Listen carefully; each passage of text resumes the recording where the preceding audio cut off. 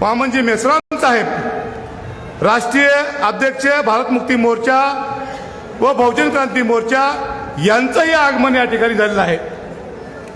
लागलीच्या कार्यक्रमास सुरुवात होत आहे, तरी या कार्यक्रमाचे अध्यक्ष माननीय वामनरावजी मेश्राम साहेब यांचं स्वागत आणि सत्कार या ठिकाणी केला जाणार आहे। तरी साहेबांचा सत्कार या ठिकाणी बहुजन क्रांती मोर्चाचे संयोजक मारुती माने यांना विनंती करतो की साहेबांचा सत्कार करावा। बहुजन क्रांती मोर्चाचे संयोजक माननीय मारुती माने साहेब यांनी साहेबांचा सत्कार करावा।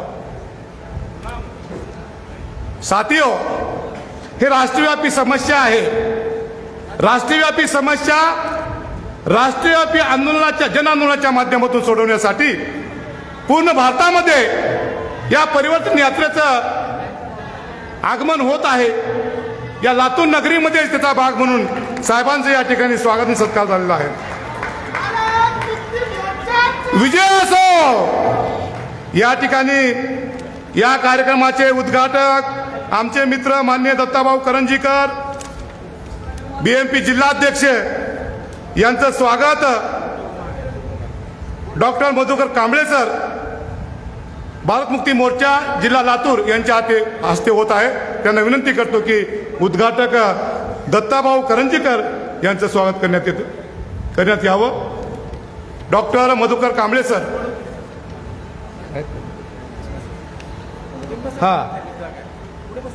इंजिनियर दीपक कांबळे सर बीनचे यांनी उद्घाटक यांचं दत्ताभाऊ करंजीकरचं स्वागत आणि सत्कार करावा।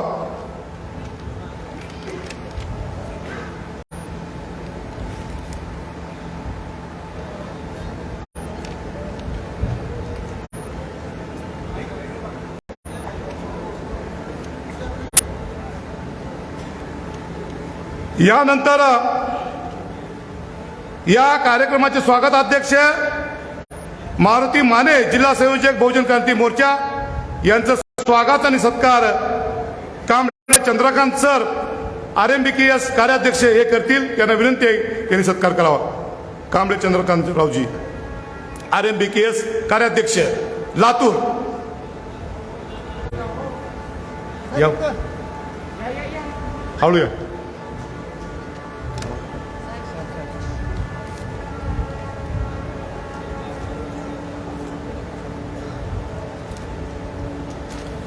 लवकर लवकर।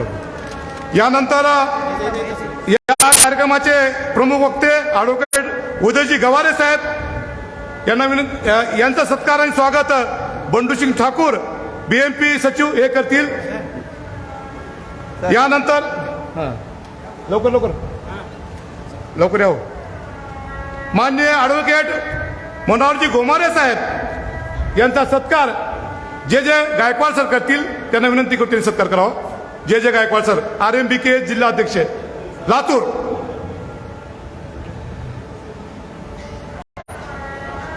ॲडव्होकेट मनोहरजी गोमारे साहेब,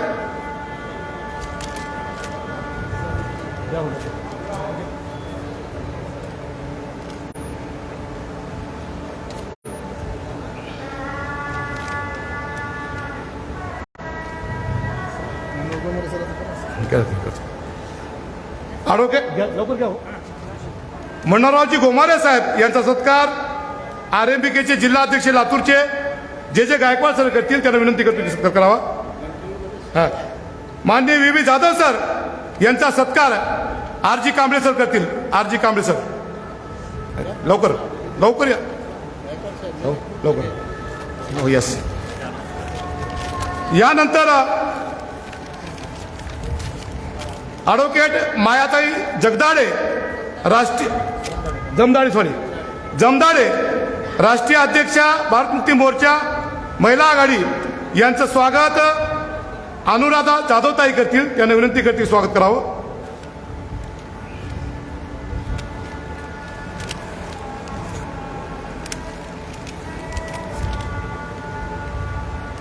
TG नाथभजन सर, राज्य प्रभारी भारत मुक्ती मोर्चा यांचं स्वागत आणि सत्कार जाधव सर करतील।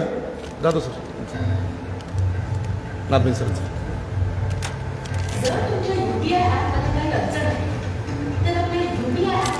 या ठिकाणी ऑल इंडिया धनगर महासंघाच्या वतीने प्राध्यापक मधुशंकर टिळे साहेब, ॲडव्होकेट लक्ष्मण शिंदे, आनंद हुडे, निळकंठ दुधबाते, आशा दुधबाते यांच्या वतीने कार्यक्रमाचे अध्यक्ष आदरणीय वामनरावजी मेश्राम साहेब यांचा सत्कार होणार आहे.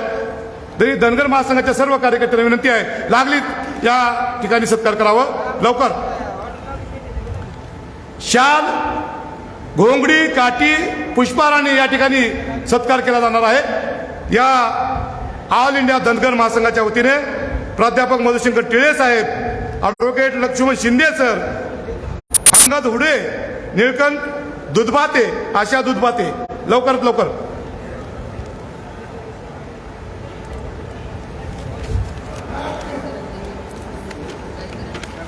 हो.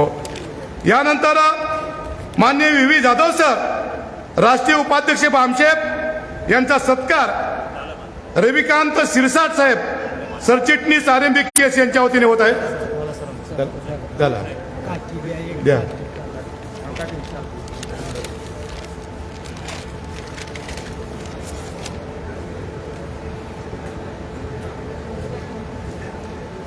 या ठिकाणी प्रमुख वक्ते नरसिंग घोडके सर यांनी मंचावर यावं. यांचाही सत्कार या ठिकाणी होत आहे. जलील अत्तार यांना विनंती करतो त्यांचे सत्कार करावं. जलील अत्तार सांगतो. हो. प्राध्यापक मधुशंकर टिळे सर यांचाही सत्कार या ठिकाणी होत आहे. प्रेम शिंदे यांना विनंती करतो त्यांनी मंचावर यावं. हा या की आठ घ्या. राजकुमार नामोड साहेब या ठिकाणी असतील तर मंचावर यावं. दगडू पडिले साहेब यांनी मंचावर यावं. झालं सत्कार झालं. दुसऱ्या जाऊ दुसऱ्या कोणतं रविकांत शिरसाट बरोबर. हां ठीक आहे. हां झालं का. दत्ता माने सर आहेत ना मंचावर. राजकुमार नामोड यांचा सत्कार रविकांत शिरसाट करतील. करा. कुठं आहे. हो बंद कार्यक्रम.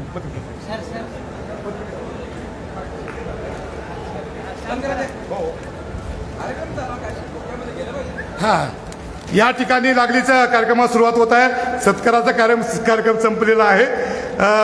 या कार्यक्रमाचे प्रस्तावित करण्यासाठी मी डॉक्टर मधुकर कांबळे सर यांना विनंती करतो. आहेत का. हां यानंतर मारुती माने साहेब आपलं स्वागतपर या ठिकाणी मनोगत व्यक्त करतील. मारुती माने बहुजन क्रांती मोर्चा संयोजक. करा. साथियो, सर्वांना जय मूल्यवासी.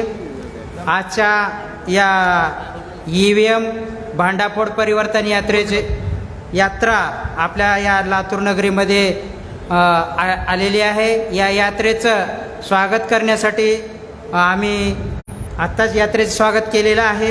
या कार्यक्रमाचे सन्माननीय अध्यक्ष माननीय वामन मेश्राम साहेब आणि या कार्यक्रमाला उपस्थित सर्व मान्यवर आणि प्रतिष्ठित नागरिक आणि बंधू भगिनींनो, साथियो, या महामानवांनी आपल्या जीवनामध्ये 108 वर्षाचा संघर्ष करून आपणाला हे स्वातंत्र्य मिळवून दिलं. त्या महामानवांना विनम्र अभिवादन. आणि ही EVM भांडाफोड परिवर्तन यात्रा कन्याकुमारी ते जम्मू काश्मीर या ठिकाणापर्यंत काढण्यात आलेली आहे. साथियो, EVM मुळे आपल्या देशामध्ये ब्राह्मणवादी विचारसरणीच्या लोकांनी आपलं स्वातंत्र्य हिरावून घेण्याचं जे कटकारस्थान केलेलं आहे त्याच्या विरोधामध्ये आपण ही परिवर्तन यात्रा देशभर चालवून लोकशाही वाचवण्यासाठी आणि हे जे आपणास मिळालेले जे 108 वर्षाचं स्वातंत्र्य आहे ते अबाधित राखण्यासाठी आपण सर्वांनी या EVM भांडाफोड परिवर्तन यात्रेच्या अभियानाला सहकार्य करावं. कार्यक्रमाला खूप उशीर झाल्यामुळे मला बरंच काही बोलायचं होतं, परंतु वेळेअभावी मी माझं मनोगत याच ठिकाणी थांबवतो आणि माझा वेळ माननीय वामन मेश्राम साहेबांना देतो. संयोजकांनी या ठिकाणी बोलण्याची संधी दिली त्याबद्दल त्यांचा आभार व्यक्त करतो. तुमचाही आभार व्यक्त करतो आणि माझं मनोगत थांबवतो. जय मूलनिवासी, जय भारत. धन्यवाद सर. यानंतर माननीय ॲडव्होकेट उदयजी गवारे सर हे 2 मिनिटात आपलं मनोगत व्यक्त करतील. त्यांना विनंती करतो की मनोगत व्यक्त करावं.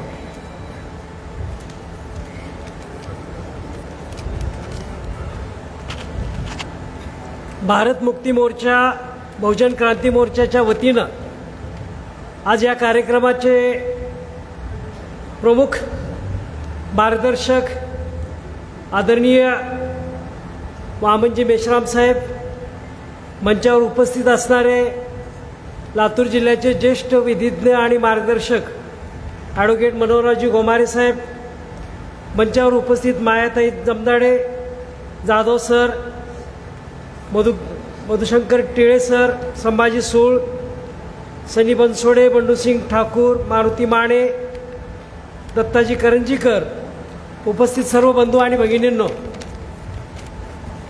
2 मिनिटांमध्ये मला मनोगत व्यक्त करायचं आहे.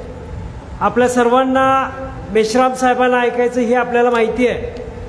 फक्त मेश्राम साहेबांना जात जात मी एका मुद्द्याचं लक्ष मी या ठिकाणी वेधणार आहे. EVMच्या बाबतीमध्ये मी जास्त वक्तव्य न करता ही सगळी जबाबदारी मेश्राम साहेबांकडे आपल्याला मार्गदर्शन करण्याची. परंतु आज या देशामध्ये जी परिस्थिती निर्माण झाली आहे, केंद्रापासून ते राज्य पातळीवर जे एक मनुस्मृतीचं राज्य या देशावर आले, त्याच्या विरोधामध्ये एकत्रितपणे लढा देणं गरजेचं आहे. आणि म्हणून या कार्यक्रमाला आणखी विशेष महत्त्व प्राप्त होतं. ही व्यक्ती दिवस रात्र 365 दिवस पायाला घुंगरू फिरल्यासारखं पूर्ण देशामध्ये फिरते आणि आपण सर्वजण आपण शांत आहोत, हे आपलं सगळं दुर्दैव आहे. आपल्याला लोकांपर्यंत जावं लागेल आणि लोकांना समजून सांगावं लागेल. EVM मशीन अमेरिकेसारखा देश आता बॅलेट पेपरवर आला, परंतु आपण त्या मार्गावर जातोय. याच्या मागच असं कारण आहे, ही भांडवली पक्षधारणा जी आहे. मग ही भांडवली पक्ष कोण कोण आहेत? या परिपत्रकात म्हटल्याप्रमाणे काँग्रेस सुद्धा आहे, या परिपत्रकात म्हटल्याप्रमाणे भारतीय जनता पक्ष आहे. आणि भांडवलदारी यंत्रणा नव्हे तर ही ब्राह्मणशाही यंत्रणा तुमच्या आमच्यावर पुन्हा एकदा मनुस्मृतीचं राज्य आणायचा त्यांचा प्रयत्न आहे. याचाच भाग म्हणून काही दिवसापूर्वी कर्नाटक राज्यामध्ये विशेषतः विद्यापीठाच्या स्तरावर मनुस्मृतीचा अभ्यास आणण्याचा घाट तिथे घातलेला आहे. आणि काल परवा तुम्हाला माहिती इथं वकील आहेत म्हणून त्यांना सांगणार आहे, काल परवा या संपूर्ण देशामध्ये या देशाच्या सर्वोच्च न्यायालयाने आणि त्यांच्या प्रशासनानं कोर्टामध्ये जी प्रकरणं चालतात, तालुका स्तरावर असतील, जिल्हा स्तरावर असतील, ही फायलिंगच्या माध्यमातून करायचा प्रयत्न केला. याला विरोध आम्ही करतोय. आणि 2 दिवसापूर्वी लातूर जिल्हा वकील मंडळाच्या वतीनं 500 वकिलांचं धरणं आंदोलन केलं. तुम्हाला वाटत असेल की वकिलांचा काहीतरी प्रश्न आहे, पण तो अजिबात नाही. हा प्रश्न सर्वसामान्य जनतेचा आहे. उद्या जर ही फायलिंग जर आलं तर अमेरिकेत बसणारी विधिज्ञांची कंपनी, पुन्हा फॉरेन कंपन्या, हे तुमच्या इथलं लातूरचं प्रकरण असेल, इंडियानगरचं प्रकरण असेल तर तिथला वकीलसुद्धा ते प्रकरण हाताळू शकतो. हा एक धोका आपल्याला निर्माण झाला आहे. आणि पण पुन्हा की प्रत्येक क्षेत्रामध्ये जी आपण वंश परंपरा आलेली आहे, वकिलाचा मुलगा वकील वकील वकील होत असलेला. आणि मग काही दिवसापूर्वी कोळसे पाटलांनी सांगितलं होतं की आंबेजोगाईच्या 4 गल्ल्यामध्ये हायकोर्टाचे 10 वकील आहेत, हायकोर्टाचे 10 न्यायमूर्ती झालेले आहेत. याचा अर्थच असा आहे की ही सगळी भांडवलशाहीच्या माध्यमातून बुद्धी आमच्याकडेच आहे, तुम्हाला काही कळत नाही, अशा पद्धतीचं सांगण्याचा प्रयत्न होतोय. म्हणून आपल्याला हे संघटितपणे एकत्र यावं लागेल. म्हणून या प्रसंगी जास्त न बोलता संयोजकांना ती संधी दिली, त्या संधीचं एवढंच मी आपल्याला सांगेन की मेश्राम साहेब, तुम्ही जे करताय हे खरोखरच या देशाला त्याची गरज आहे. म्हणून एकदा आपण लातूरकर म्हणून एकदा टाळ्याच्या कडकडाटमध्ये मेश्राम साहेबाचं आपण लातूरमध्ये स्वागत करू. ही एवढं सोपं नाही आहे. सगळी यंत्रणा, सगळे मीडिया, तुमच्या आमच्या विरोधामध्ये असताना आपण हे काम करतोय. मग इथं लातूरचे असणारे BSPचे सगळे कार्यकर्ते आपले जे कार्यकर्ते आहेत यांची चिकाटी, आणि ह्या चिकाटीतूनच आपल्याला पुढचं नवीन भविष्य जर घडवायचं असेल तर आपल्याला पुन्हा जनतेकडे जावं लागेल. आणि ही जी मागणी आहे EVM मशीन हटाव, यामध्ये पत्रकात लिहिलेल्याप्रमाणे आम्हाला आठवत असेल 1995च्या काळामध्ये त्यावेळेस शेषनचा काळ होता. शेषनने आल्यानंतर काय केलं त्यांनी, त्यावेळेस बॅलेट पेपरच होते, परंतु ते बॅलेट पेपर बूथ वाईज न करता ते सगळे बॅलेट पेपर एकत्र आणले. त्याच्यामुळं काय झालं, कुण्या गल्लीमध्ये कुण्या वस्तीमध्ये किती मतं पडली हे बघत नव्हते लोक, सगळे एकत्र आले. त्याच्यामुळं तुमच्या आमच्या मनावरची भीती लोकप्रतिनिधींची असते, आमदारांची खासदारांची, ही गेली आणि त्यामध्ये एक नवीन क्रांती झाली. परंतु हे पुन्हा EVM मशीन आलं आणि पुन्हा EVM मशीनच्या माध्यमातून प्रत्येक बूथमध्ये किती वार्डामध्ये किती मतं आहेत आणि कोण कुणाला दिलं याची पूर्णपणे माहिती त्या ठिकाणचा असणारा उमेदवार याला असते. म्हणून ही EVM मशीन आपल्याला पूर्णपणे बाजूला काढली पाहिजे, या मताचा मीही आहे. म्हणून या सगळ्या अभियानाला पुन्हा एकदा पाठिंबा देतो आणि शेतकरी कामगार पक्षाची सुद्धा हीच भूमिका असल्यामुळं वामन मेश्राम साहेबांच्या सोबत आम्ही खांद्याला खांदा लावून पुढे राहू, एवढंच या ठिकाणी सांगतो. माझे मनोगत थांबवतो. जय हिंद, जय क्रांती. धन्यवाद. धन्यवाद सर. यानंतर या कार्यक्रमाचे मान्यवर ॲडव्होकेट मनोहरजी गोमारे साहेब यांना विनंती. नको माईक माईक माईक घ्या, माईक तिकडे माईक घ्या. ती ॲडव्होकेट मनोहरजी गोमारे साहेब हे आपलं 5 मिनिटात मनोगत व्यक्त करतील.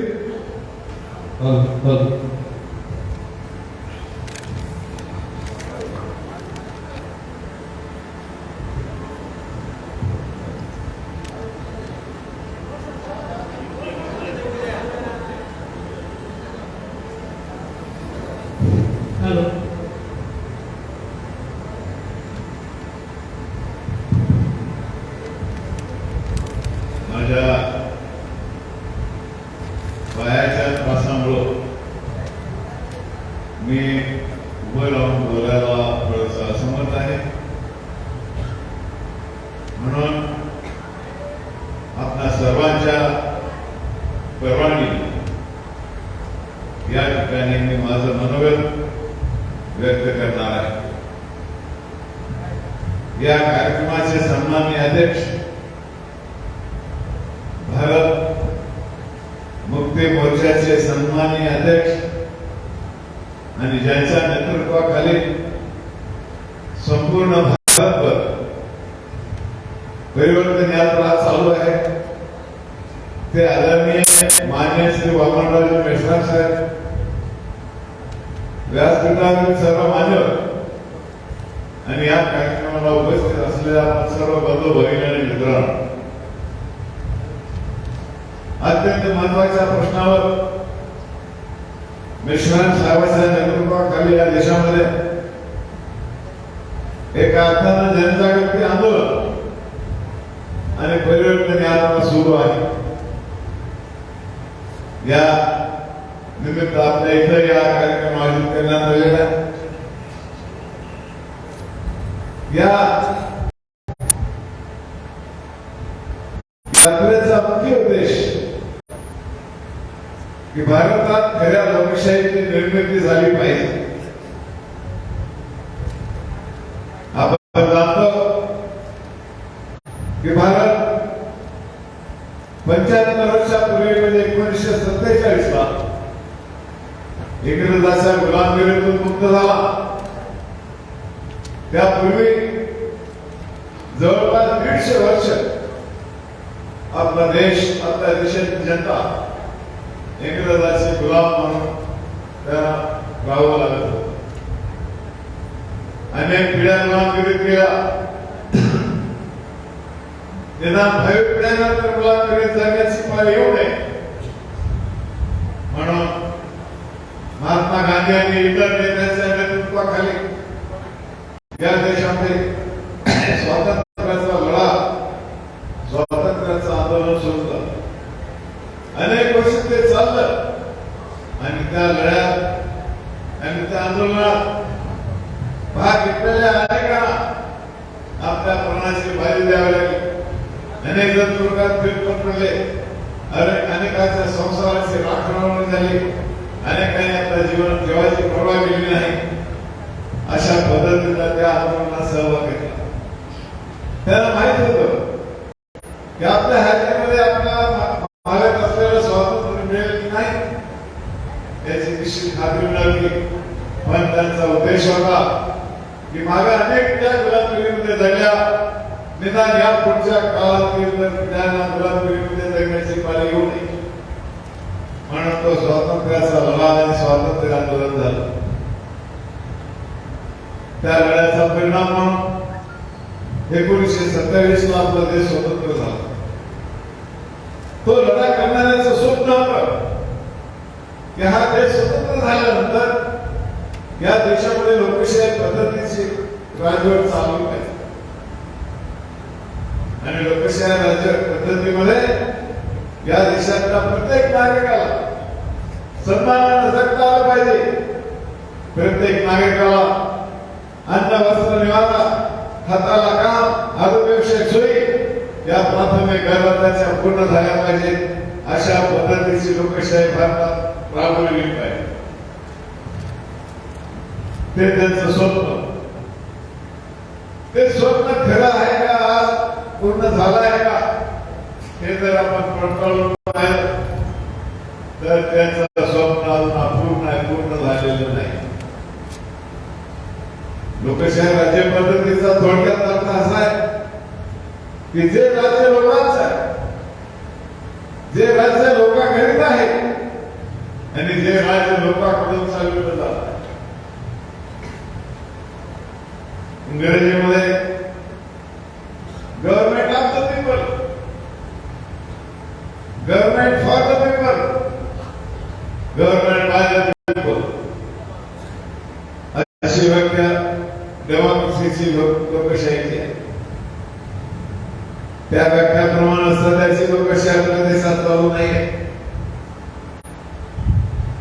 गव्हर्नमेंट ऑफ द पीपल म्हणजे OF नाही, OF, लोकांपासून दूर. Government for the people, FOR नाही, FAR. आणि government by the people, BY नाही, BUY.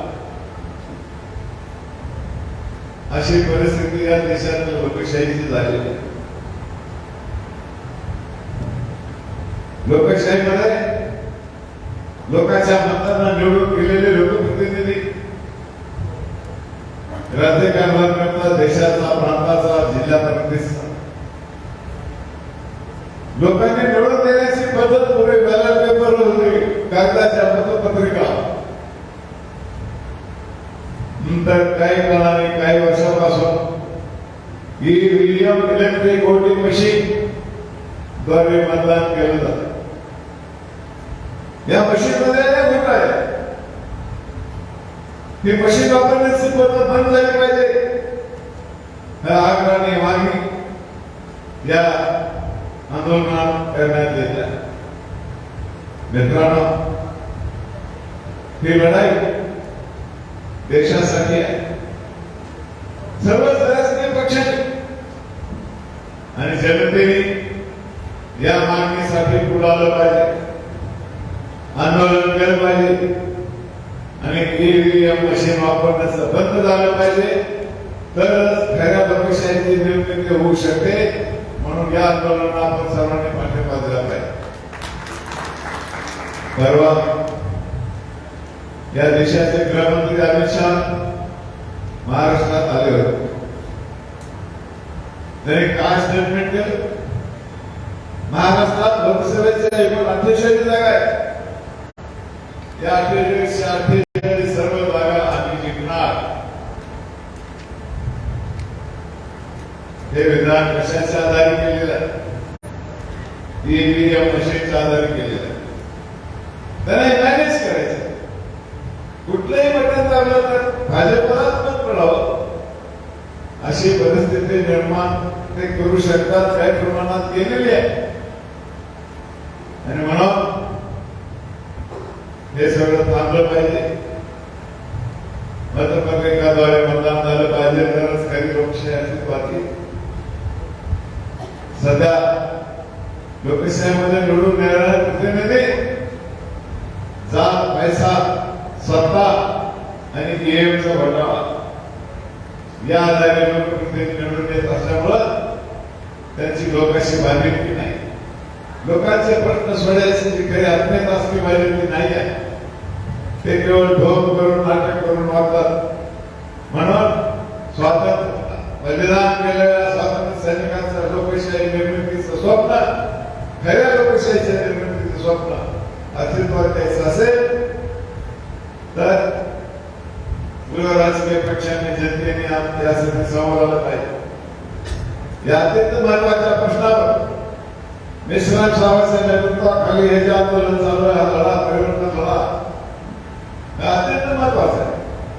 त्यांच्या या प्रयत्नासंबंधित, त्यांच्या आंदोलनासंबंधित मी त्यांच्या सर्व सहकारी मित्रांचं माझ्या सर्वांच्या वतीनं त्यांना धन्यवाद अभिनंदन करतो आणि या ठिकाणी थांबतो. सर्वांचे आभार.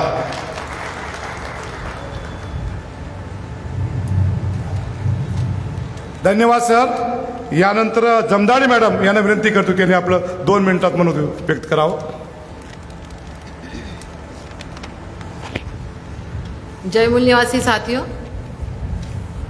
भारत मुक्ती मोर्चा आणि बहुजन क्रांती मोर्चा यांनी आयोजित केलेली ईव्हीएम भांडाफोड राष्ट्रव्यापी परिवर्तन यात्रा कन्याकुमारीपासून काश्मीरपर्यंत 365 दिवस असणार आहे. आणि आज ही परिवर्तन यात्रा आपल्या लातूर शहरामध्ये, लातूर जिल्ह्यामध्ये आलेली आहे आणि त्याच निमित्तानं आजच्या या सभेचं आयोजन झालेलं आहे. आजच्या या सभेचे अध्यक्ष माननीय वामन मेश्राम साहेब, तसेच उद्घाटक दत्ताभाऊ करंजीकर आणि विचारपीठावर उपस्थित सगळे मान्यवर आणि माझ्यासमोर बसलेले माझे मूल निवासी बंधू भगिनींनो. साथियो, 8:20 झालेली आहेत आणि आपल्याला साहेबांना ऐकायचं आहे. अगदी 2च मिनिटात मी माझं मनोगत व्यक्त करते. साथियो, या देशामध्ये खूप मोठ्या जनआंदोलनाची सुरुवात झालेली आहे आणि हे जनआंदोलन माननीय मेश्राम साहेब यांच्या सक्षम नेतृत्वामध्ये या देशामध्ये सुरू आहे. हे जनआंदोलन कशासाठी सुरू आहे तर मूलनिवासी बहुजन समाजाच्या हक्काधिकारासाठी सुरू आहे. हा बहुजन समाज म्हणजे शेड्यूल्ड कास्ट, शेड्यूल्ड ट्राईब म्हणजे साळी माळी तेली कुणबी, ओबीसी आणि मायनॉरिटीज यांच्या हक्क अधिकारासाठी चालू आहे. आणि ही ईव्हीएमची भांडाफोड यात्रा कशासाठी चालू आहे तर आमच्या हक्क अधिकार वाचवण्यासाठी चालू आहे. या देशामध्ये जी ब्राह्मणी व्यवस्था आहे, हजारो वर्षापासूनची ब्राह्मणी व्यवस्था आहे, ती ब्राह्मणी व्यवस्था आजच्या घडीला सुद्धा 100% सत्तेवर बसलेली आहे. आणि आमच्या महापुरुषांनी आम्हाला जे हक्काधिकार मिळवून दिलेले आहेत ते हक्काधिकार आमच्यापासून आज हिरावून घेण्याचं षडयंत्र ह्या देशामध्ये चालू आहे. आमच्या महापुरुषांचा लढा आमच्या आझादीसाठी होता. आमच्या महापुरुषांनी आम्हाला संविधानाच्या माध्यमातून शिक्षणाचा अधिकार दिला, आम्हाला संपत्ती कमवण्याचा अधिकार दिला, आम्हाला भाषणाचं स्वातंत्र्य दिलं, आम्हाला स्वतंत्रपणे संघटन बांधण्याचं स्वातंत्र्य दिलं. हे सगळे आम्हाला अधिकार असताना देखील आज ह्या घडीला आजच्या वर्तमान परिस्थितीमध्ये हरियाणामधली जी डीएनए परिषद माननीय मेश्राम साहेबांच्या अध्यक्षतेमध्ये होती, ती डीएनए परिषद थांबवण्याचा प्रयत्न इथल्या प्रशासनाने केलेला आहे. पश्चिम बंगालमधला कार्यक्रम थांबवण्याचा प्रयत्न झालाय. उत्तर प्रदेशमध्ये बामसेफचं राज्य अधिवेशन होतं, तिथे पोलिसांनी कार्यक्रमामध्ये अटकाव केलेला आहे. अशा पद्धतीने हे सगळं षडयंत्र चालू आहे. कारण ह्या देशामध्ये आज जनतेसाठी काम करणारं एकमेव नेतृत्व आहे, भिडणारं नेतृत्व आहे, ते म्हणजे माननीय वामन मेश्राम साहेब आहेत. परंतु त्यांना थांबवण्यासाठी या देशामध्ये षडयंत्र चालू आहे. आज आर्टिकल 19च्या माध्यमातून आम्हाला मूलभूत फंडामेंटल राईट्स आम्हाला मिळालेले आहेत आणि या मूलभूत अधिकारांचं हनन या देशामध्ये होत आहे. म्हणजे या देशामधली जी लोकशाही आहे ती धोक्यात आलेली आहे आणि ही लोकशाही हुकुमशाहीकडे वाटचाल करत आहे. त्यामुळे आपण सगळ्यांनी जागं झालं पाहिजे. आज आपण बघतोय की मेश्राम साहेबांना ह्या देशामधले जे ब्राह्मण आहेत ते रस्त्यावर उतरून विरोध करत आहेत. माननीय कांशीराम जी म्हणाले होते कि जब ब्राह्मण रास्ते पे खुद उतर आए तो समझ लेना कि हम आंदोलन के आखिरी पड़ाव में हैं. आज हे जे जन आंदोलन आहे ते अगदी शेवटच्या टप्प्यात आलेलं आहे आणि हे शेवटच्या टप्प्यात आलेलं आंदोलन आज अनेक प्रकारे चिरडून टाकण्याचा प्रयत्न इथली व्यवस्था करते आहे. गेल्या 6 ऑक्टोबरला आपण ह्या देशामध्ये नागपूरमध्ये, महाराष्ट्राच्या नागपूरमध्ये आपण बघितलं की 3.5 ते 4 लाख लोक तिथे जमले होते. मेश्राम साहेबांच्या एका हाकेवर ही सगळी लोक जमलेली होती. कशासाठी जमली होती तर लोकशाही वाचवण्यासाठी ही लोक सगळी जमली होती. RSSचं हेडक्वार्टर आज त्यांना नागपूरवरून अयोध्येला हलवावं लागतंय. ते तिथे हेडक्वार्टर हलवतायत अशी बातमी आहे. म्हणजे इतकं प्रचंड दहशत त्यांना मेश्राम साहेबांची आहे. मग हे हक्क अधिकार आपल्याला वाचवायचे असतील, येणाऱ्या पिढ्यांचं भविष्य वाचवायचं असेल, आमच्या मुलांचं भविष्य वाचवायचं असेल तर आम्हाला हे काम केलं पाहिजे. साथियो, प्रौढ मताधिकार हा लोकशाहीचा गाभा आहे. हा अधिकारच आज आमचा EVMच्या माध्यमातून धोक्यात आलेला आहे. हा अधिकार आम्हाला राजा बनण्याचा अधिकार आहे. कारण 1950 पूर्वी राणीच्या पोटी जो जन्माला येईल तोच राजा होत होता. परंतु आम्हाला आमच्या संविधानाच्या माध्यमातून आर्टिकल 326च्या माध्यमातून आम्हाला या देशाचा राजा होण्याचा अधिकार मिळालेला आहे.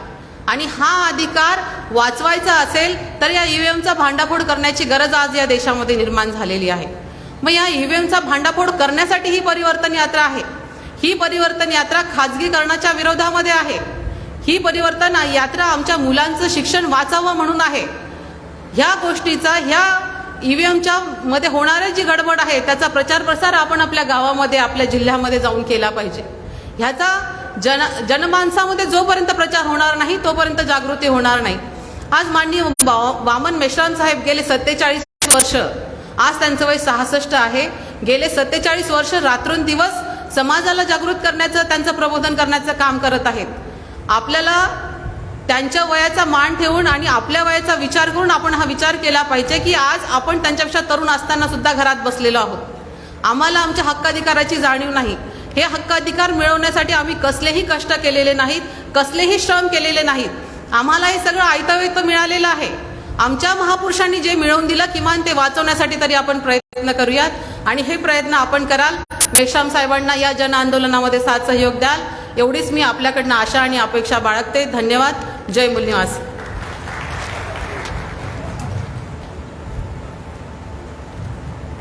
धन्यवाद मॅडम. यानंतर वेळेच्या अभावी दुसऱ्या मान्यवरांचं या ठिकाणी थांबवतो आणि साहेबांना वेळ ज्या द्यायचा आहे.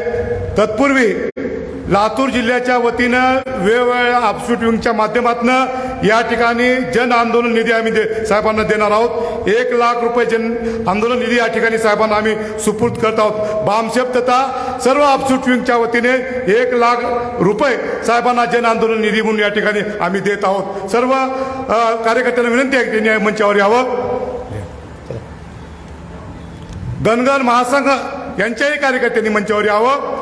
सर्वांच्या माध्यमातून 1 लाख रुपये आम्ही साहेबांना जन आंदोलन निधी म्हणून या ठिकाणी अर्पण देत आहोत. धन्यवाद.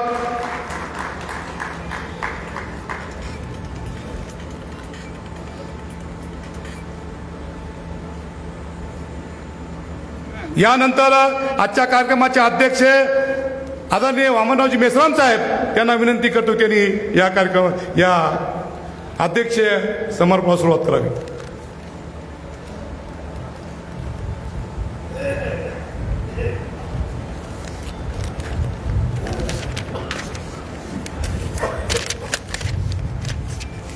हेलो साथियों, भारत मुक्ति मोर्चा के द्वारा और बहुजन क्रांति मोर्चा के द्वारा कन्याकुमारी से कश्मीर तक EVM भंडाफोड़ परिवर्तन यात्रा पार्ट 2 निकाली गई है और ये यात्रा 21 फरवरी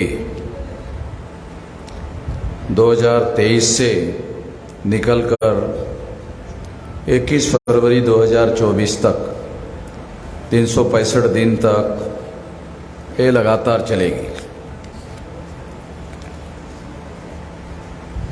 और इस परिवर्तन यात्रा में 31 राज्यों के 674 जिले कवर किए जाएंगे.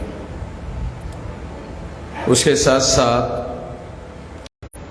इस परिवर्तन यात्रा में सप्लीमेंट्री यात्राएं निकलेगी। जो राष्ट्रीय स्तर के दूसरे हमारे पदाधिकारी हैं उनके द्वारा पूरक सप्लीमेंट्री यात्राएं निकलेगी और ये सप्लीमेंट्री यात्राएं इस तरीके से संचालित होगी जिससे जो 6,500 तहसील है देश के, उसमें से 6,000 तहसीलों में इसका कार्यक्रम का संचालन करना संभव हो। इस तरीके से इस कार्यक्रम को चलाया जाएगा। इसके अलावा एक और कोशिश की जाएगी कि कम से कम 3,500 टोटल 1703 शेड्यूल कास्ट की जातियां हैं, 801 शेड्यूल ट्राइब के ट्राइब्स है और 3,743 जातियां पिछड़े वर्ग ओबीसी की है। तीनों को मिलाकर 6,247 जाति के टुकड़े हैं। इन टुकड़ों को जोड़ने के लिए इस अभियान में ये भी प्रयास किया जाएगा सारे देश भर में कि कम से कम 4,000 जाति के टुकड़ों को जोड़ा जा सके। तो ये एक बृहद अभियान है, बड़ा अभियान है और इस बृहद अभियान को ध्यान में रखते हुए इसका प्लानिंग बनाया गया है, उस पर अमल करने का अभियान चल रहा है। साथियों, आप लोगों को याद होगा 8 अक्टूबर 2013 को सुप्रीम कोर्ट ने ईवीएम मशीन के बारे में, ये जजमेंट है सुप्रीम कोर्ट का, 8 अक्टूबर 2013 को सुप्रीम कोर्ट ने पैरा नंबर 29 में ये जजमेंट दिया कि ईवीएम मशीन के द्वारा फ्री, फेयर एंड ट्रांसपेरेंट चुनाव नहीं हो सकता। सुप्रीम कोर्ट का जजमेंट है और हमारे कितने लोगों को ये जानकारी है, कितने लोगों को ये ज्ञान है कि सुप्रीम कोर्ट का जो जजमेंट है as per the provision of the constitution उसे कानून का दर्जा हासिल है। सुप्रीम कोर्ट का जो जजमेंट होता है उसे कानून का दर्जा हासिल है, यानी सुप्रीम कोर्ट ने जो निर्णय दिया वो कानून है। और सुप्रीम कोर्ट ने ये निर्णय दिया, जिस किसी को भी ये कॉपी चाहिए वो कॉपी उनको मिलेगी या केस का नंबर आपको दिया जा सकता है। कोई भी इस नंबर को डालकर ये कॉपी इंटरनेट से हासिल कर सकता है। साथियों, ये जो जजमेंट सुप्रीम कोर्ट ने दिया तो ईवीएम मशीन के विरोध में डॉक्टर सुब्रमण्यम स्वामी, जो भी बीजेपी में है, राज्यसभा का मेंबर है, उस समय नहीं था, अभी है, वो 2004-2009 में भारत में ईवीएम मशीन के द्वारा चुनाव हुआ और ये जो चुनाव है 100% 2004-2009 में पेपर ट्रेल मशीन लगाए बगैर हुआ, केवल ईवीएम मशीन के आधार पर हुआ। तो उसका सारा डाटा, सारा सबूत, घोटाले का सबूत डॉक्टर सुब्रमण्यम स्वामी ने सुप्रीम कोर्ट को दिया। वो सारे सबूतों का अध्ययन करने के बाद सुप्रीम कोर्ट ने 8 अक्टूबर 2013 को ये निर्णय दिया, ये जजमेंट दिया कि ईवीएम मशीन के द्वारा फ्री, फेयर एंड ट्रांसपेरेंट चुनाव नहीं हो सकता। फ्री यानी मुक्त चुनाव नहीं हो सकता, फेयर यानी निष्पक्ष चुनाव नहीं हो सकता, ट्रांसपेरेंट यानी पारदर्शी चुनाव नहीं हो सकता। तीनों शब्दों का एक अर्थ है कि ईवीएम में घोटाला होता है। इसका कंबाइंड मीनिंग यह है कि ईवीएम मशीन में घोटाला करके चुनाव होता है। तो ये निर्णय सुप्रीम कोर्ट ने दिया। इस घोटाले को रोकने के लिए सुप्रीम कोर्ट ने पेपर ट्रेल मशीन लगाने का आदेश दिया ताकि इस घोटाले को रोका जा सके। इसलिए आप लोगों को ईवीएम मशीन और पेपर ट्रेल मशीन का फर्क समझ में आना चाहिए, इसलिए कुछ बातें मैं आप लोगों को बताना चाहता हूँ। मेरी कोशिश ये होती है कि मैं भाषण करने के बजाय लोगों को समझाया जाए। जो मैं समझ चुका हूँ वो आपको समझ में आना चाहिए। आपको समझ में आएगा, आप दूसरों को जागृत कर सकते हैं। तो आप लोगों को याद होगा, ईवीएम मशीन चुनाव में आने के पहले हमारे देश में बैलेट पेपर पर चुनाव होता था, और जब वोटर बूथ में वोट डालने के लिए जाता था तो चुनाव आयोग के कर्मचारी उसको बैलेट पेपर देते थे।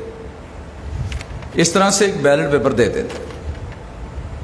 तो वोटर वो बैलेट पेपर देखता था तो बैलेट पेपर में दो चीजें देखता था कि कैंडिडेट के नाम कौन से हैं और उसके चुनाव निशान कौन से हैं, ये वो देखता था। कैंडिडेट के नाम देखने के बाद वो चुनाव निशान देखता था। गधा, घोड़ा, सुअर, कुत्ता। एग्जाम्पल के लिए आपको समझ में आए, इसलिए ऐसे चुनाव निशान होते हैं या नहीं होते हैं आप लोगों को भी पता है। मैं एग्जाम्पल दे करके आप लोगों को समझाना चाहता हूँ।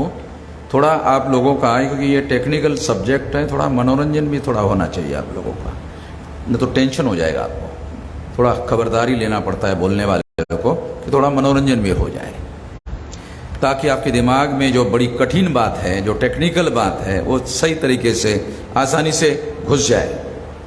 मेरी कोशिश होती है कि आपके दिमाग में बातों को पेनिट्रेट किया जाए। ये केवल सुनने का मामला नहीं है, आपके दिमाग में बातों को पेनिट्रेट किया जाए ताकि वो बातें आप अपने समाज में जाकर लोगों को बता सकें। तो ये जो चुनाव निशान है, गधा, घोड़ा, सुअर, कुत्ता, वो आप देखते हैं किसको वोट दे, किसको वोट दे, किसको वोट दे। चलो इस बार कुत्ते को वोट दे दिया जाए, ऐसा एग्जाम्पल बता रहा हूं। चलो इस बार कुत्ते को वोट दे दिया जाए, तो कुत्ते को वोट दे दिया जाए, ये बैलेट पेपर था एग्जाम्पल के लिए। फिर आप देखते हैं तो वो सिक्का होता है, सिक्का होता है, क्या बोलते उसको, स्टैंप, सिक्का। वो देखते अरे इंक नहीं है, तो फिर आप क्या करते हैं, ऐसा, हाँ लग गया है। फिर उसके बाद आप देखते हैं कि मुझे तो कुत्ते को वोट देना है, तो कुत्ता सबसे नीचे है, तो आप ऐसा करते हैं, हाँ लग गया है, जैसा मैं लगाना चाहता था वैसा लग गया है। और फिर आप क्या करते थे, आप ऐसा फोल्ड करते थे। ये समझाने के पीछे बहुत महत्वपूर्ण मकसद है, वो आपको पता चलेगा अभी थोड़ी देर में। ऐसा फोल्ड करके आप बैलेट बॉक्स में डाल देते। बैलेट बॉक्स में डालने के बाद आप निश्चिंत होते थे कि मैं जिस कुत्ते को वोट डालना चाहता था, मेरा वोट उस कुत्ते के नाम पर जमा हो गया है। निश्चिंत होकर आप चले जाते। हाँ, मैंने जिस कुत्ते को वोट देना था उसको मेरा वोट जमा हो गया है। खातरी होती थी, आपको गारंटी होती थी कि हाँ उसी को हो गया है। अब उसके बाद में क्या हुआ, ईवीएम आ गया। कंपैरेटिवली मैं आप लोगों को बैलेट पेपर, फिर ईवीएम मशीन फिर पेपर ट्रेल, ये तीनों बातें आप लोगों को कंपेयर करके समझाऊंगा तो आपको बातें समझ में आएगी। फिर आई ईवीएम मशीन। ईवीएम मशीन 2004 में आई। 2004 में जब ईवीएम मशीन आई तो ईवीएम मशीन में आप वोट डालने के लिए गए तो आपने बटन दबाया। चुनाव निशान मान लो कमल का फूल है, पंजा है, साइकिल है, हाथी है। आपने किसी एक चुनाव निशान पर आपने बटन दबाया।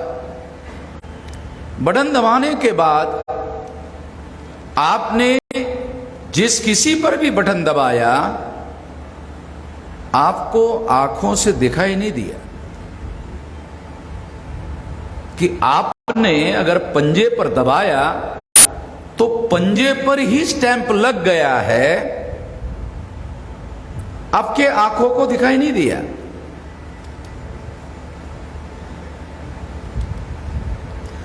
दिखाई जब नहीं दिया तो उसको आदत पड़ी हुई है कि बराबर लगा कि नहीं लगा। ये आदत पड़ी हुई है ना, 4 बार 5 बार 10 बार उसने वोट किया हुआ है तो उसको आदत पड़ी हुई है देखने की, इंश्योर करने की, खातरी करने की कि मैंने जिसको वोट दिया है उसी को स्टैंप लगा कि नहीं लगा। देखा कि उसको दिख ही नहीं रहा है। जब दिखता नहीं तो देखता है, अरे कहां गया भाई वोट मेरा। चुनाव आयोग का कर्मचारी आता, उसको कहता हो गया है। अच्छा हो गया, हाँ हो गया, इधर से जाओ। हो गया है और इधर से जाओ। तो वो अनिश्चित होकर, निश्चिंत नहीं, जैसे मैंने आपको कहा ना बैलेट पेपर पे निश्चिंत होकर घर में जाता था, तो ईवीएम मशीन में निश्चिंत होकर 2004 में वो घर में नहीं गया। पता नहीं साला मेरा वोट किसके नाम पर जमा हो गया।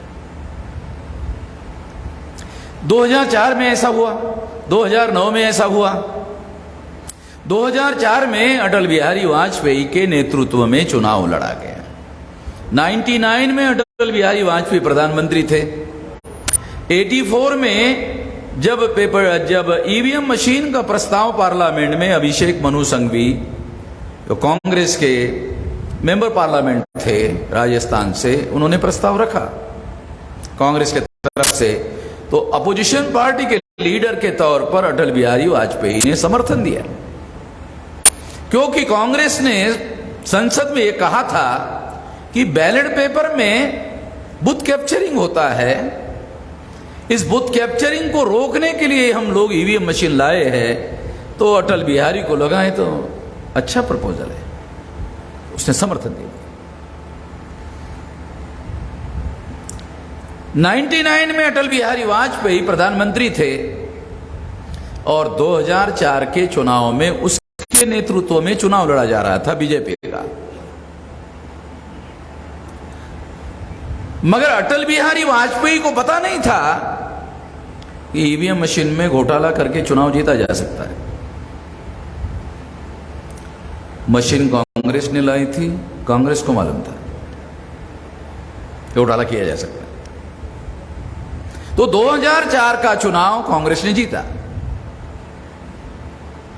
बहुत विशेष बात मैं आप लोगों को बताना चाहता हूं जिससे आपको बात समझ में आएगी। 2000 तक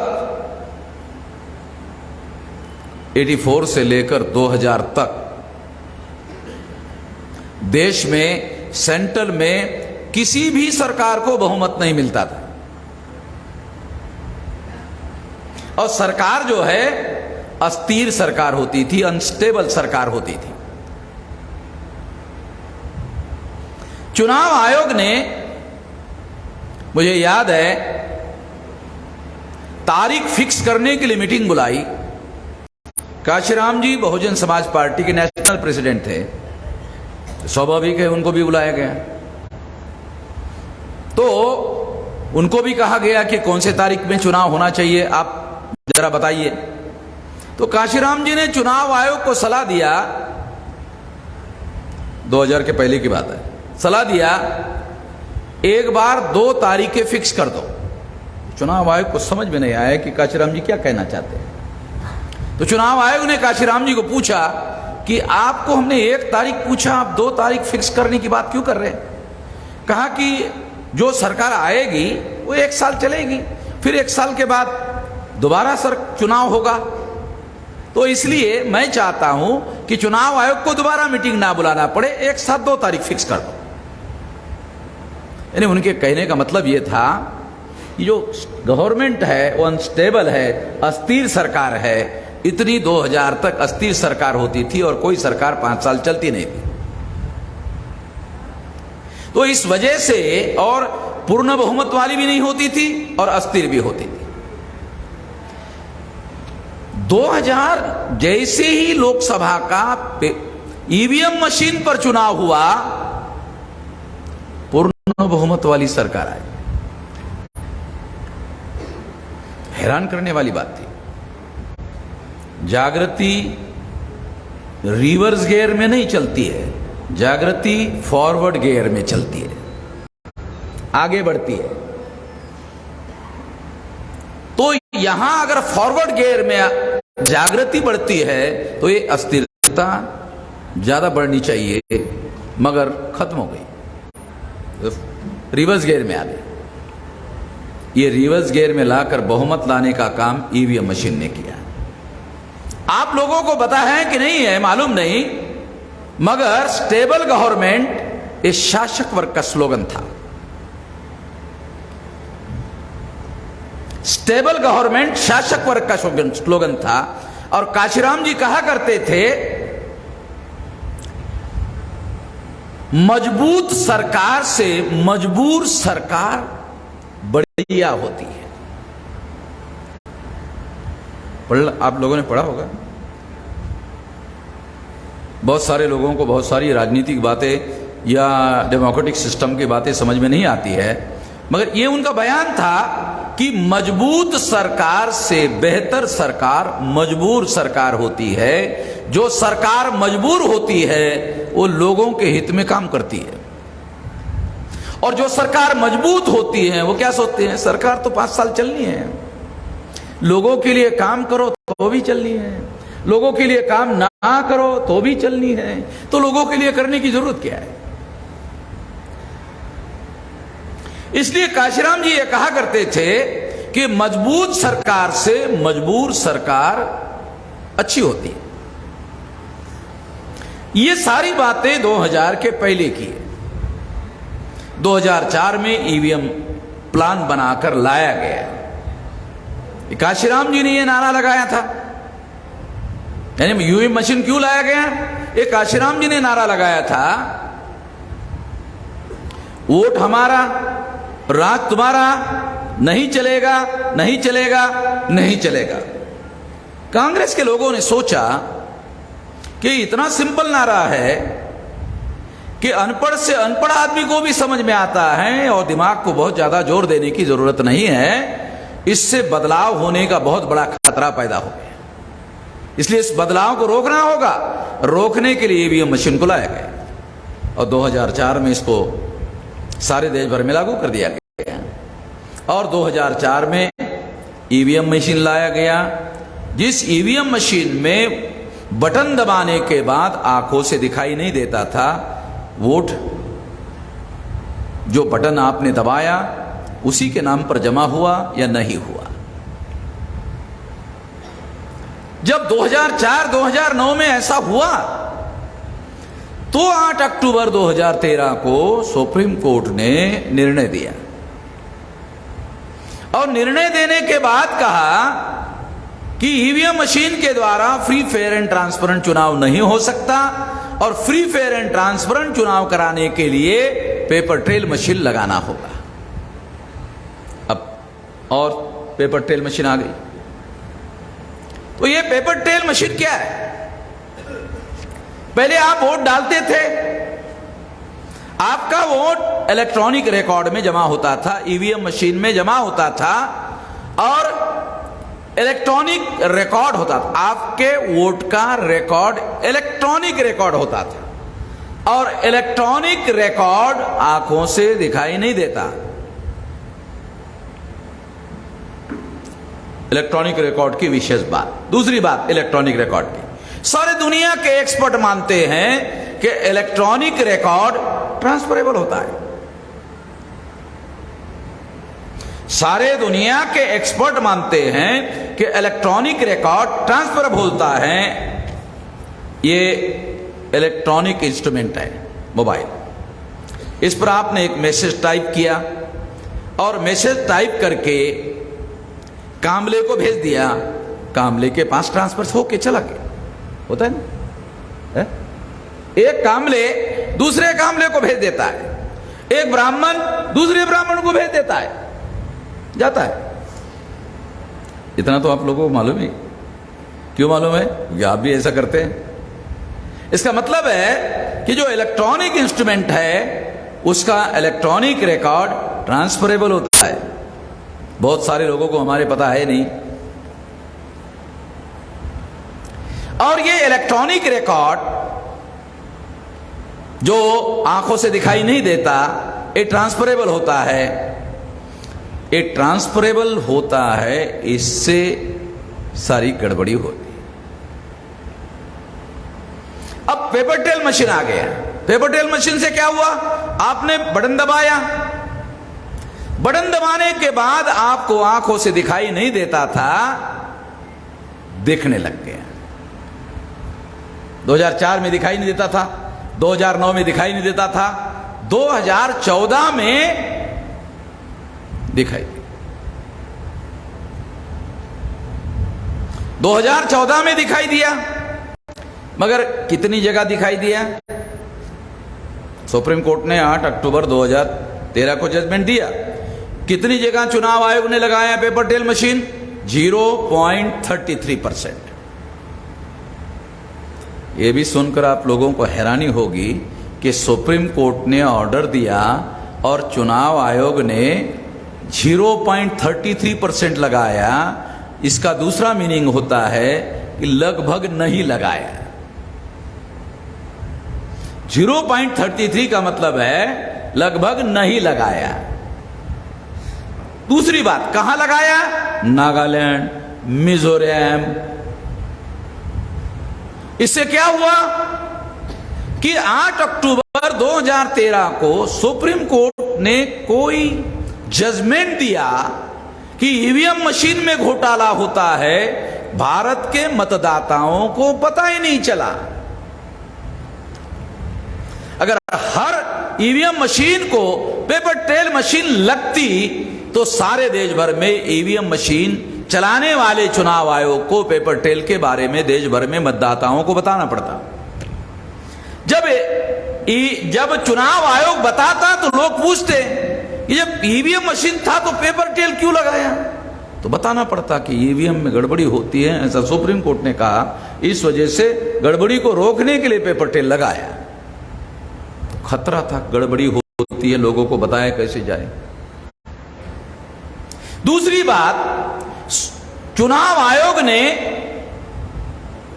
जो सुप्रीम कोर्ट का ऑर्डर है, मान लो नहीं लगाया, 100% अगर नहीं लगाया होता, 100% नहीं लगाया होता, तो कोई आदमी सुप्रीम कोर्ट में चुनाव आयोग के विरोध में जाता और यह कहता कि चुनाव आयोग ने सुप्रीम कोर्ट के आदेश की अवहेलना की, अवमानना की और आदेश नहीं लागू किया। इसलिए चुनाव आयोग ने क्या किया? होशियारी, कोई हम पर यह आरोप ना लगाए कि नहीं लगाया। 0.33 लगाया तो बिल्कुल नहीं लगाया, ऐसा आरोप नहीं लगा सकते। कंटेम्प्ट ऑफ कोर्ट किया, ऐसा आरोप नहीं लगा सकते। अगर चुनाव आयोग को यह मालूम है कि ईवीएम मशीन में घोटाला होता है, चुनाव आयोग को क्यों मालूम है? चुनाव आयोग ही फैक्ट्री को, कंपनी को ईवीएम मशीन बनाने का ऑर्डर देता है। तो चुनाव आयोग कंपनी वालों को क्या कहता है कि हमें घोटाला करने वाली मशीन चाहिए। कंपनी वालों को क्या कहते हैं? चुनाव आयोग के लोग, हमको घोटाला करने वाली मशीन चाहिए। कंपनी वाले बोलते हैं महंगी होगी। कहा क्यों? क्योंकि घोटाला करने के लिए टेक्नोलॉजी बहुत एडवांस करनी पड़ेगी। घोटाला करना है, आपको मशीन हम सस्ती देते हैं। कहा कि कैसे? ईमानदार मशीन अगर आपको हम दे बहुत सस्ती हो जाएगी। नहीं, हमें ईमानदार नहीं चाहिए, हमें घोटाला करने वाली ही चाहिए। क्यों? हमारे जेब से थोड़ी पैसा जा रहा है, ये तो जनता का टैक्स है। और टैक्स से मशीन खरीद साले हमारे जेब से थोड़ी जा रहा है, चुनाव आयोग के कमिश्नरों के जेब से। ये तो जनता का टैक्स है, उससे जा रहा है। तो चुनाव आयोग को पहले से मालूम है कि ईवीएम मशीन में घोटाला होता है। इसका और एक मीनिंग है, चुनाव आयोग ही घोटाले में शामिल है। चुनाव आयोग ही घोटाले में शामिल है। तो चुनाव आयोग ये जो आरोप मैं कर रहा हूं सुन रहा होगा। कितने जगह रिकॉर्ड हो रहा भैया? 4 जगह, और ये सारे दुनिया में रिलीज हो रहा नहीं? ऑनलाइन दिख रहा है सारी दुनिया में। तो चुनाव आयोग को भी मालूम हो गया कि मेरे ऊपर तो सारे देश की नजर है, कि मैं क्या बोलता हूं वो सारी नजर है। तो इसलिए उनको भी मालूम है, ये जा रहा है, रिकॉर्ड में जा रहा है। तो चुनाव आयोग को जब मैं कह रहा हूं कि चुनाव आयोग ही इस घोटाले में शामिल है, तो डिफेमेशन की केस करनी चाहिए ना मोहम्मद मेश्राम के खिलाफ में? है करना चाहिए कि नहीं करना चाहिए? जरा करके तो देखे, उसकी औकात है क्या? उसको मालूम है मोहम्मद मेश्राम के पास कितने सबूत है? जितने बोल रहा हूं ना उससे ज्यादा है, उसको मालूम है। क्यों? चोर को मालूम होता है कि कितनी चोरी किया है, तो पकड़ने वालों को भी मालूम होता है कि साले इसके पास ज्यादा होगा, तो मेरे पास है। तो इसलिए मैं खुल्लम खुल्ला बोल रहा हूं, चुनाव आयोग के ही निगरानी, नियंत्रण और निर्देशन में घोटाला हो रहा है। चुनाव आयोग को मालूम है, क्योंकि चुनाव आयोग ही घोटाला करने वाली मशीन बनाने का काम कर रही है। इसलिए चुनाव आयोग को मालूम है कि यदि पेपर ट्रेल मशीन लगाई गई तो ईवीएम मशीन घोटाला करने वाली मशीन है। पेपर ट्रेल मशीन, उसमें कागज के टुकड़े गिरकर बैलेट बॉक्स में पड़ते हैं, इसलिए ये as good as ballot paper है। पेपर ट्रेल मशीन क्या है?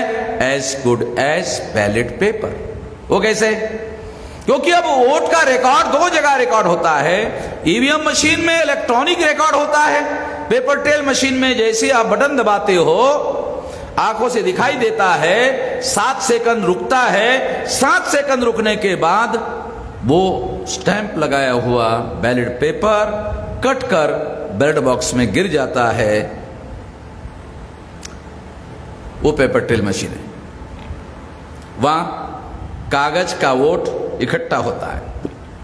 जब चुनाव का रिजल्ट आता है तो सुप्रीम कोर्ट ने ऑर्डर दिया कि यदि कैंडिडेट को ईवीएम मशीन का रिजल्ट मंजूर नहीं है तो वो कलेक्टर को लिख कर दे सकता है कि मुझे रिकाउंटिंग चाहिए। आपको याद होगा बैलेट पेपर में रिकाउंटिंग होता था और कभी कभी हारा हुआ कैंडिडेट जीत जाता था, जीता हुआ कैंडिडेट हार जाता था। उसी तरह से चुनाव आयोग को मालूम था कि हमने ईवीएम में घोटाला किया हुआ है, पेपर ट्रेल मशीन में स्टैंप लगाए हुए वोट है। वो कैसे? अभी बताता हूं। यहां पर आपने पंजे पर स्टैंप मारा, यहां पर आपने कमल के फूल पर मारा, तो कमल के फूल वाला बैलेट पेपर पंजे में मिक्स नहीं हो सकता। पंजे वाला स्टैंप पेपर कमल के फूल में मिक्स नहीं हो सकता, ट्रांसफर नहीं हो सकता, क्योंकि दोनों अलग अलग है, दोनों के फिजिकल एविडेंस अलग है। और दोनों अलग आंखों से दिखाई देते हैं और ये बैलेट बॉक्स में टुकड़े गिरकर जमा होते हैं। और अगर रिकाउंट करने का ऑर्डर जैसे बैलेट पेपर में होता है वैसे रिकाउंटिंग का ऑर्डर सुप्रीम कोर्ट ने दिया। अगर पेपर ट्रेल मशीन के कागजी मतों की गिनती हुई तो क्या होगा? ईवीएम ने जो घोटाला किया वो पेपर ट्रेल में पकड़ा जाएगा। ईवीएम मशीन ने जिसको जिताया वो पेपर ट्रेल हरवा देगा और पेपर ट्रेल वाला जीत जाएगा। जीतते ही फिजिकल एविडेंस के साथ जीतेगा और जीतते ही चुनाव कमिश्नरों पर देशद्रोह का मुकदमा चलेगा। कंटेम्प्ट ऑफ कोर्ट का अगर केस चलता है तो 6 महीने की सजा होती है। देशद्रोह का मुकदमा चलता है तो फांसी की सजा होती है। इसलिए चुनाव आयोग को मालूम है कि ईवीएम मशीन में घोटाला होता है, पेपर ट्रेल में घोटाला पकड़ा जाता है, फिजिकल एविडेंस के साथ पकड़ा जाता है। इसलिए पेपर ट्रेल लगाना यानी फांसी पर चढ़ जाना है। तो चुनाव आयोग ने 2014 में 0.33 लगाया, मगर लगाया इस तरीके से कि देश के लोगों को पता ही नहीं चलना चाहिए नागालैंड, मिजोरम,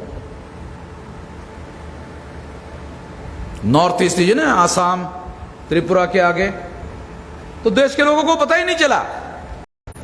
8 अक्टूबर 2013 को सुप्रीम कोर्ट ने ये जजमेंट दिया। किसी अखबार ने खबर नहीं छापा, किसी इलेक्ट्रॉनिक मीडिया ने खबर नहीं छापा। अखबार के फ्रंट पेज पर खबर छपनी चाहिए थी, इतनी बड़ी खबर थी, लैंडमार्क जजमेंट था। एडिटोरियल लिखा जाना चाहिए था, एक्सपर्ट ओपिनियन देना चाहिए था। देश के सारे समस्त नागरिकों को, मतदाताओं को जागृत करने की जिम्मेदारी थी अखबार वालों की, मीडिया वालों की।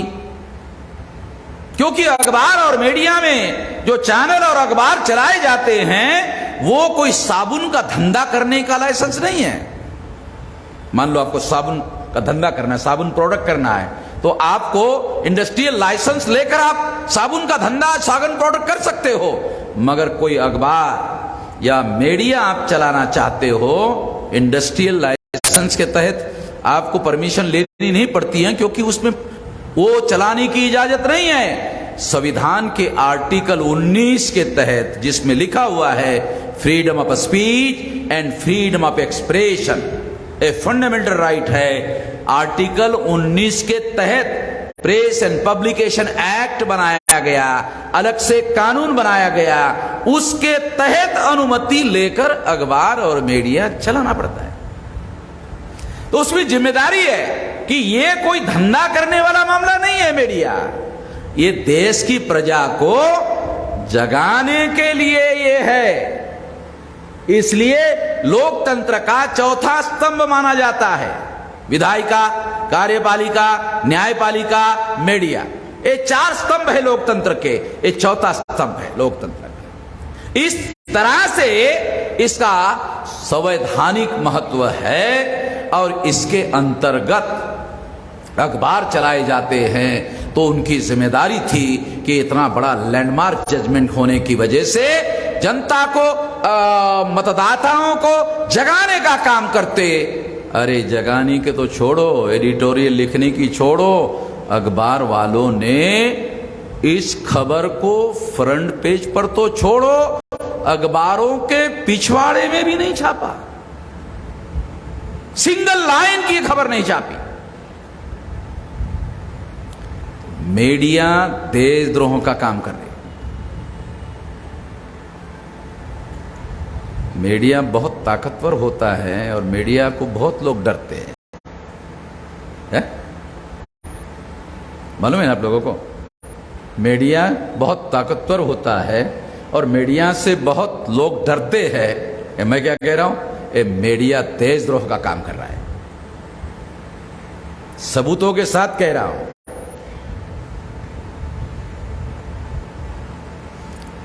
क्यों कर रहा है? कभी सोचा आप लोगों ने क्यों कर रहा है?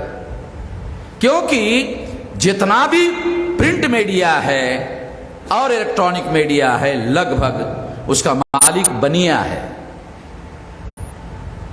और इस देश में जो काला धन है वो बनिया के ही पास है।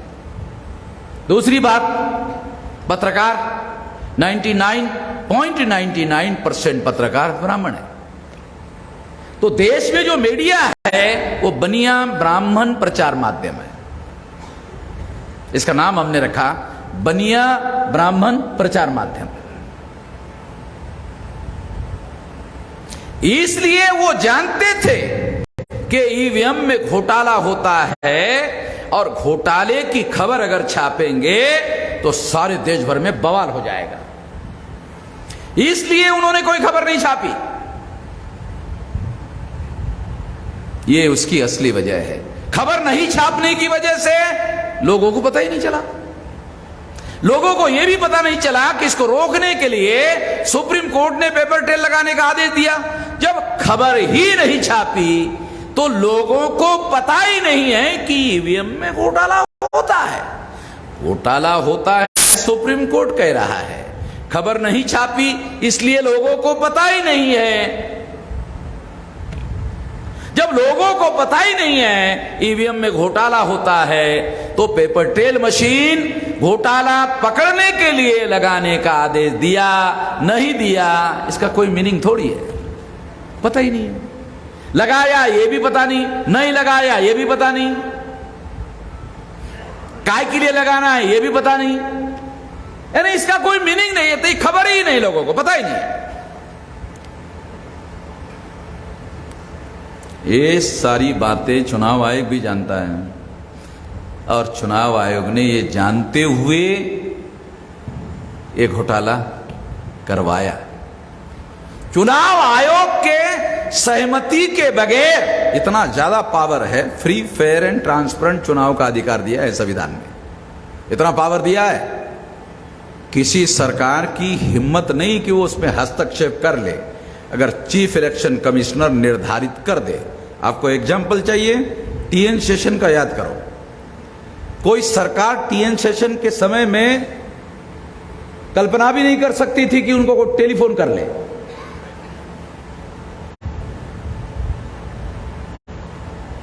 और जिलाधिकारी तक के अधिकारी कांपते थे कि पता नहीं टीएन सेशन ऐसे फूंक मार के उड़ा देगा।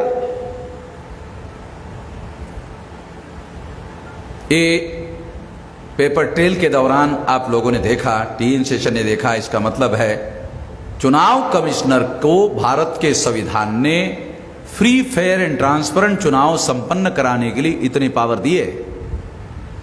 इस पावर का उपयोग करे कुछ नहीं हो सकता, फ्री फेयर एंड ट्रांसपेरेंट हो सकता है। अगर इसका अधिकार मिसयूज करे तो और नेगेटिव हो सकता है। दोनों चीजें। और आपने कल का अखबार अगर पढ़ा होगा तो चीफ जस्टिस ऑफ इंडिया ने यह स्वीकार कर लिया कि भारत सरकार चीफ इलेक्शन कमिश्नर या कमिश्नर नियुक्त करती है, इसके द्वारा फ्री फेयर एंड ट्रांसपेरेंट चुनाव नहीं हो सकता। इसलिए उन्होंने ऑर्डर दिया। कल का अखबार आप लोगों ने पढ़ा होगा, कल के अखबार में खबर है सुप्रीम कोर्ट ने ऑर्डर दिया सरकार के पास अब इलेक्शन कमिश्नर नियुक्त करने का एकाधिकार नहीं होगा। प्रधानमंत्री होगा, चीफ जस्टिस होगा और मेन अपोजिशन पार्टी का लीडर होगा। तो चीफ जस्टिस चंद्रचूड़ को मालूम है कि नरेंद्र मोदी ने कहा कि कांग्रेस के पास पूरी सीटें अपोजिशन अधिकृत पार्टी का नेता बनने की नहीं है, इसलिए अपोजिशन पार्टी का नेता ही नहीं है तो उसको पूछने की क्या जरूरत है। ये भी चीफ जस्टिस को मालूम है, इसलिए चीफ जस्टिस ने ऑर्डर में लिखा यदि अधिकृत अपोजिशन लीडर नहीं है तो जो सबसे बड़ी पार्टी है उसका नेता उसमें होगा। आप लोगों को खबरों को बहुत केयरफुली पढ़ना चाहिए, संदर्भों के साथ पढ़ना चाहिए, तो आपको पता चलेगा कि ये जो जजमेंट सुप्रीम कोर्ट ने दिया ये इस बात को सिद्ध करता है कि सरकार के द्वारा नियुक्त चुनाव कमिश्नरों के द्वारा चुनाव में गड़बड़ियां और घोटाले हो रहे हैं। इसलिए तो ऐसा ऑर्डर दिया सुप्रीम कोर्ट ने। तो मैं तो कोई काल्पनिक बात है तो कह नहीं रहा हूं। ये मेरे पास में इतने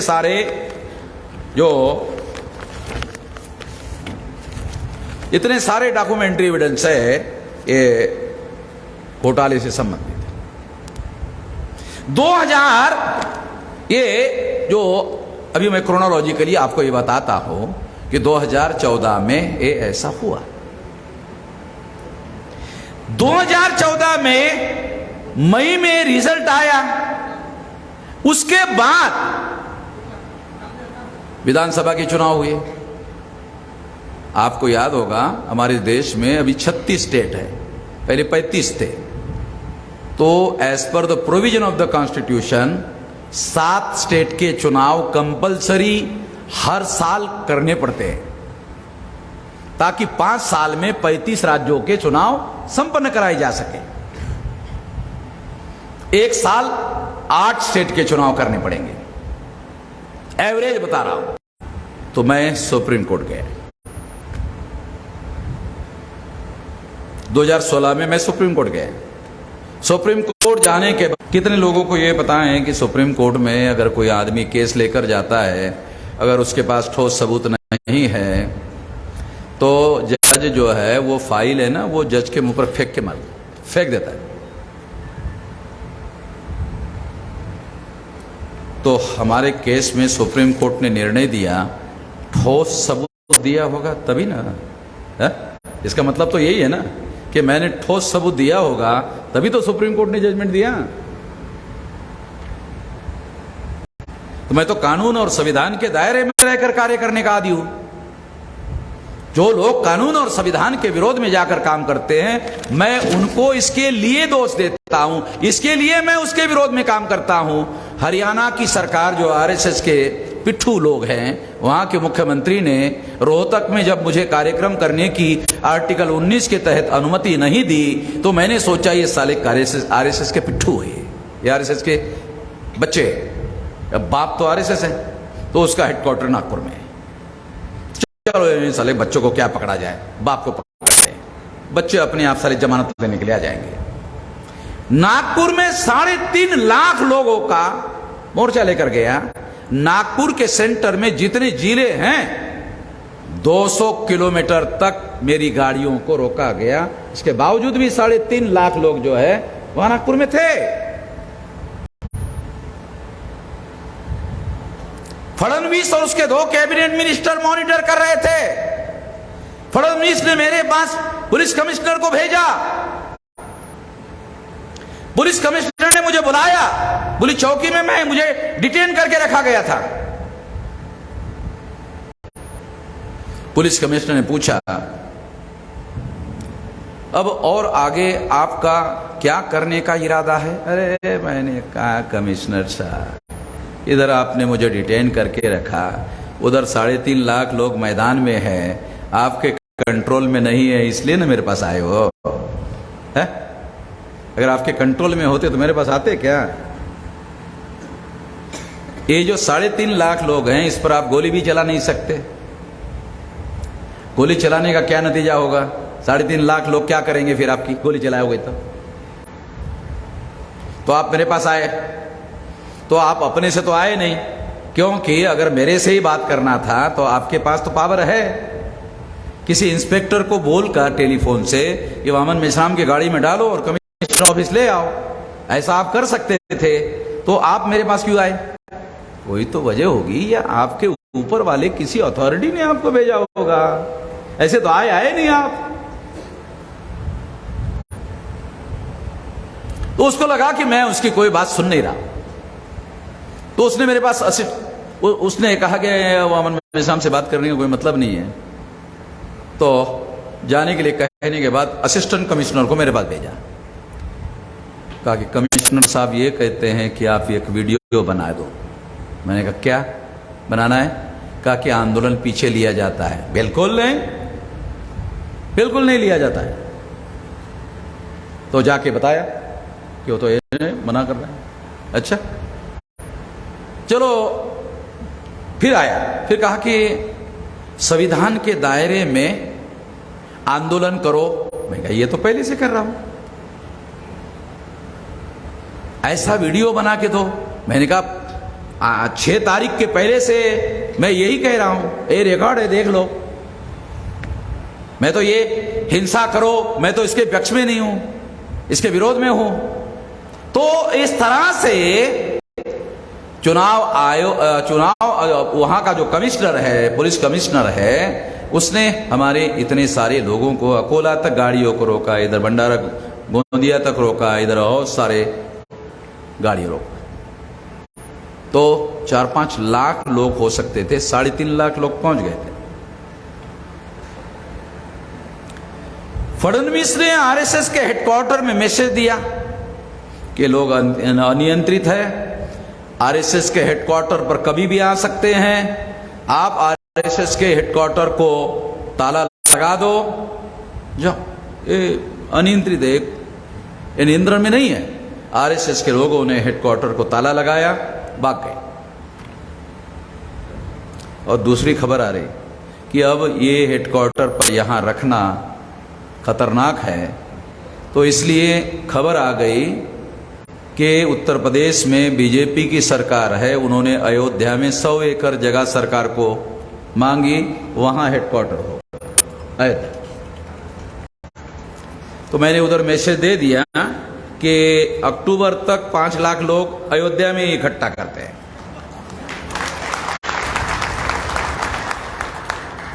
अयोध्या भारत के बाहर है? मेरी भारत में ताकत है भाई, उत्तर प्रदेश पाकिस्तान में है क्या? महाराष्ट्र से ज्यादा बड़ा संगठन तो मेरा उत्तर प्रदेश में है। तो ये बात मैं इसलिए आप लोगों को बता रहा हूं, ये बात इसको समझा रहा हूं कि ये संगठित शक्ति हमारी है और ये बात उन लोगों को मालूम है। और इसलिए 2014, 2015, 2016 जब उन्होंने पेपर ट्रेल मशीन नहीं लगाया तो मैं सुप्रीम कोर्ट गया और सुप्रीम कोर्ट ने ये मेरे फेवर में निर्णय दिया। जब निर्णय दिया 100% पेपर ट्रेल लगाओ, तो बीजेपी ने कांग्रेस के लोगों से संपर्क किया। कांग्रेस के लोग कहते हैं ना कि हमारा बीजेपी से बहुत झगड़ा है, बीजेपी के लोग कहते हैं हमारा कांग्रेस से बहुत झगड़ा है, और हमारे लोग भी, बहुत सारे गधे लोग जो है वो भी ऐसा मानते हैं कि कांग्रेस वाले बीजेपी से वास्तव में लड़ रहे हैं। ऐसे लोग गधे लोग हैं, अव्वल दर्जे के गधे। तो कांग्रेस के लोगों को बीजेपी ने संपर्क किया और कहा 2004, 2009 आप लोगों ने घोटाला करके चुनाव जीता और आपका और हमारा समझौता हुआ, 2 बार हम घोटाला करके जीते, 2 बार आपने जीत लिया, तुम भी चुप रहो, हम भी चुप रहे, चिड़ी चुप, दोनों चुप रहे, भारत की प्रजा को मालूम ना हो। जब मैंने पेपर ट्रेल मशीन लगाने का सुप्रीम कोर्ट ऑर्डर लाया 100% का, तो आरएसएस के, बीजेपी के लोगों ने कांग्रेस को संपर्क किया कि अब तो ये चुनाव घोटाला करके जीतना संभव नहीं है, तो आप हमारी मदद करो। कांग्रेस को आरएसएस ने कहा, बीजेपी ने कहा मदद करो हमारी। कांग्रेस ने आरएसएस को कहा सरकार तुम्हारी है? प्रशासन तुम्हारा है, चीफ इलेक्शन कमिश्नर तुमने बनाया है, जो करना है करो भाई, मेन अपोजिशन हम हैं, हम बोलेंगे ही नहीं, विरोध में बोलेंगे ही नहीं, और क्या मदद चाहिए? हम इसके विरोध में बोलेंगे नहीं, जो करना है करो। अरे हमारा प्रधानमंत्री होता तो पूरी नंगई करते हम लोग कांग्रेस वाले। ऐसे थोड़ी कांग्रेस वालों को कहा जाता है कि हम 2 नंबरी लोग हैं। कांग्रेस वालों को देश के लोग कहते हैं अरे कांग्रेस 2 नंबरी लोग हैं।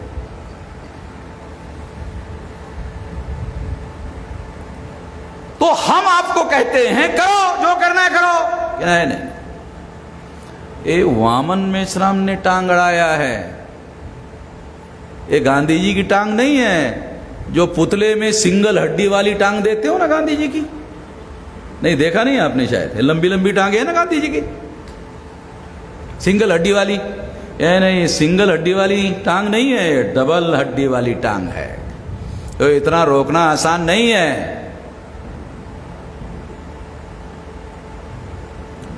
बहुत सारे लोग मुझे कहते हैं कि मिश्राम जी ईडी लगा रहा है, सीबीआई लगा रहा है, दुनिया भरे को लगा रहा है, आपके खिलाफ लगाए नहीं अभी तक। दोस्ती है क्या? ये जाके पूछ ले, नरेंद्र मोदी को पूछ ले। वो तो कहता है कि झोला टांग के चला जाऊंगा, साले उसके पास तो कुछ है, मेरे पास क्या है? ये देख रहे हो क्या? ये लोगों का दिया हुआ है, हा? ये पैंट भी लोगों का दिया हुआ है, पैंट के नीचे भी होता है ना, वो भी लोगों का दिया हुआ है। मेरा क्या है? मेरा 10 बाय 10 का कमरा है नहीं, तो मेरा क्या है? ये सीडी लगाएगा क्या है?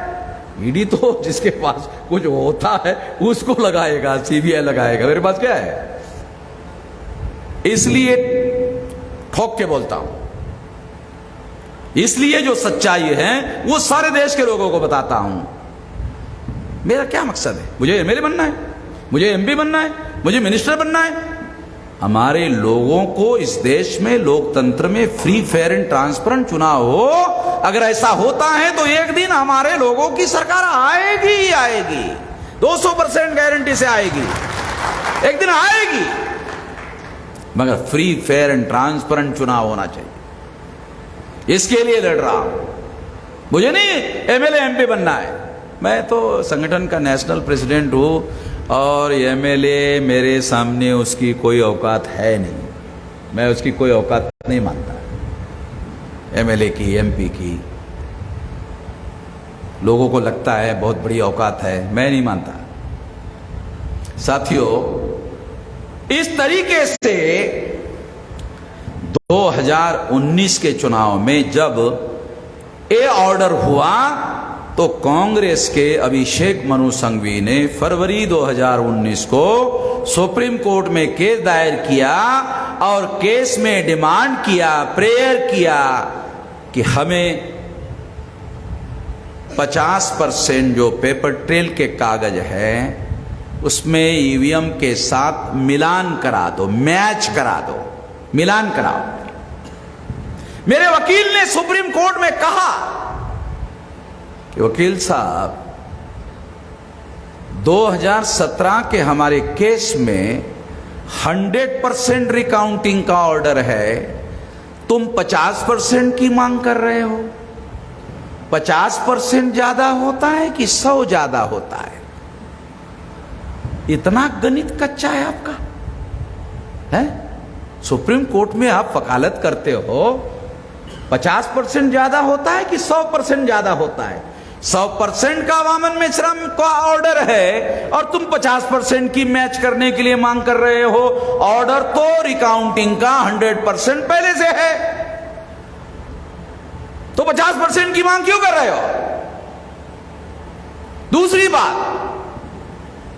आप लोगों को इतना सामान्य ज्ञान तो होगा कि अगर कोई लीगल मुद्दा है और उस लीगल मुद्दे पर सुप्रीम कोर्ट ने कोई फैसला दे दिया, मामला समाप्त हो गया। उसी मुद्दे पर जिस पर सुप्रीम कोर्ट फैसला दे चुका है उसी पर दूसरा केस कैसे हो सकता है? कैसे हो सकता है? और अगर दूसरा केस कांग्रेस के लोगों ने किया तो सुप्रीम कोर्ट इंटरटेन क्यों कर रहा है? सुप्रीम कोर्ट का सेकंड से सेकंड जो समय है वो करोड़ों लोगों के भविष्य को निर्धारित करने वाला है, तो सुप्रीम कोर्ट ने इस केस को एंटरटेन क्यों किया? सुप्रीम कोर्ट ने ही 8 अक्टूबर 2013 को और 24 अप्रैल 2017 को निर्णय दिया, दोबारा क्यों कर रहे हो? 24 अप्रैल 2017 का जजमेंट तो सुप्रीम कोर्ट ने जो 8 अक्टूबर 2013 को दिया वो चुनाव आयोग लागू नहीं कर रहा है, इसलिए लागू करने का आदेश दोबारा दिया। दोबारा आदेश होने के बावजूद भी और केस करने की क्या जरूरत थी? और अगर केस करने वालों ने केस किया तो सुप्रीम कोर्ट ने एंटरटेन क्यों किया? इससे यह पता चलता है कि सुप्रीम कोर्ट भी as per the provision of the constitution काम करना चाहिए, वो काम नहीं कर रहा है, और नहीं कर रहा है, इसलिए मैं ये बात कह रहा हूं। यह कहना आर्टिकल 19 के तहत मेरा मौलिक अधिकार है, साले किसी का बाप का दिया हुआ है? मैं तो कह सकता हूं ये मेरे बाप का दिया हुआ है। संविधान में मेरे बाप ने आर्टिकल 19 में मौलिक अधिकार लिखा है, इस वजह से मेरे पास अधिकार है, किसी के बाप का थोड़ी दिया हुआ है। अगर हमारे पुरखों ने 1848 से लेकर आगे आंदोलन नहीं किया होता तो क्या ये संविधान में हमारे लोगों को अधिकार मिलता? क्या केवल गांधी के आंदोलन से हम लोगों को मौलिक अधिकार मिलता? अगर फुले शाह अम्बेडकर का आंदोलन नहीं होता तो भारत के संविधान में हम लोगों को मौलिक अधिकार मिलता?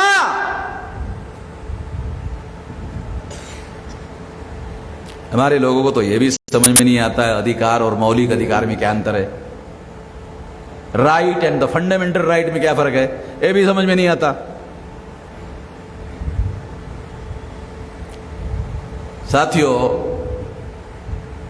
ये जो बात मैं आप लोगों को बता रहा हूं, फरवरी 2019 में सुप्रीम कोर्ट में कांग्रेस ने केस दायर किया, और एंटरटेन क्यों हुआ जानते हो? चीफ जस्टिस रंजन गोगोई थे।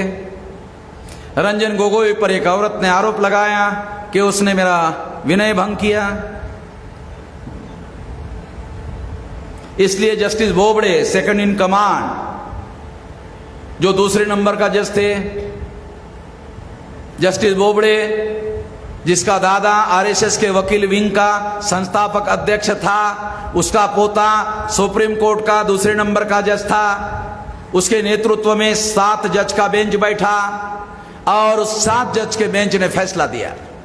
क्या फैसला दिया? जस्टिस गोगोई निर्दोष है, ये जो औरत ने आरोप लगाया ये गलत है, निर्दोष है। फिर जस्टिस पटनायक के नेतृत्व में उस औरत की इंक्वायरी के लिए बिठाया, जस्टिस पटनायक ने उस औरत को भी निर्दोष छोड़ दिया। आरोप करने वाला भी निर्दोष, आरोपी भी निर्दोष। साला दुनिया के इतिहास में, जुडिशियल हिस्ट्री में ऐसा कहीं हुआ ही नहीं। आरोपी भी निर्दोष, आरोप करने वाला भी निर्दोष, झूठा आरोप करने वाला भी निर्दोष।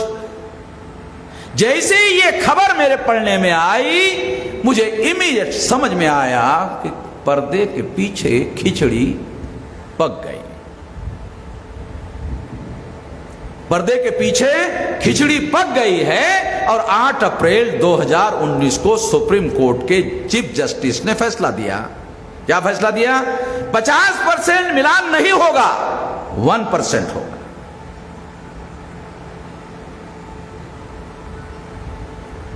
डिमांड किया कांग्रेस ने 50% का, चीफ जस्टिस ने फैसला दिया 1% मिलान होगा। 1% मिलान में आप घोटाला पकड़ लो। मेरे पास 100% का ऑर्डर है। अब मैं सुप्रीम कोर्ट जा रहा हूं, ये जो जजमेंट दिया है जस्टिस गोगोई ने, इससे फ्री फेयर एंड ट्रांसपेरेंट नहीं हो सकता, रिकाउंटिंग से ही हो सकता है। एक केस में अभी सुप्रीम कोर्ट लेके जा रहा हूं। सुप्रीम कोर्ट को तीसरा फैसला देना पड़ेगा 2 केस का कंपेयर स्टडी करके कि किससे फ्री फेयर एंड ट्रांसपेरेंट होगा। मिलान से फ्री फेयर एंड ट्रांसपेरेंट नहीं हो सकता। क्यों? उसका डॉक्यूमेंट्री एविडेंस मेरे पास में है। 1% के आधार पर चोरी पकड़ने का मामला था 24 अप्रैल, ये मेरे पास में रिकॉर्ड है। ये चुनाव आयोग ने लिख कर दिया। क्या लिख कर दिया? लिख कर दिया 24 सितंबर 2019 को पेपर ट्रेल मशीन का डाटा चुनाव आयोग ने डिस्ट्रॉय कर दिया। ये मेरे पास लिखित है। कितने महीने में किया? जून, जुलाई, अगस्त, सितंबर। 4 महीने में चुनाव आयोग ने पेपर ट्रेल मशीन का डाटा डिस्ट्रॉय कर दिया। कानून में क्या लिखा हुआ है? 12 महीने उसको प्रिजर्व करना होगा। तो चुनाव आयोग को क्या जल्दबाजी थी कि वो 4 महीने में ही डाटा डिस्ट्रॉय कर दिया, क्योंकि चुनाव आयोग को मालूम था 1% का अलाउ किया मगर तो 100% घोटाला है। 2019 के चुनाव में 373 सीटों में मिसमैच हुआ। आपको थोड़ा नमूने के तौर पर पढ़कर सुनाता हूं। Kanchipuram Lok Sabha seat in Tamil Nadu, the EC data says 12,14,086 EVM votes were polled and 12,32,417 EVM votes counted. Surplus vote 18,331। अभी समझ में आ रहा है कुछ? एग्जाम्पल, 12 लाख लोगों ने वोट दिया, 12,18,831 मशीन से निकले। साले इतनी तेजी से तो मुर्गी भी अंडा नहीं देती। ईवीएम मशीन जो है वो अंडे दे रही है। 18,331 ज्यादा वोट निकले। कहां से निकले? और निकले तो प्रूव होता है घोटाला होता है। ये सैंपल के तौर पर है, एक बताया आपको, बहुत सारा है। और ऐसा कितना है? 373।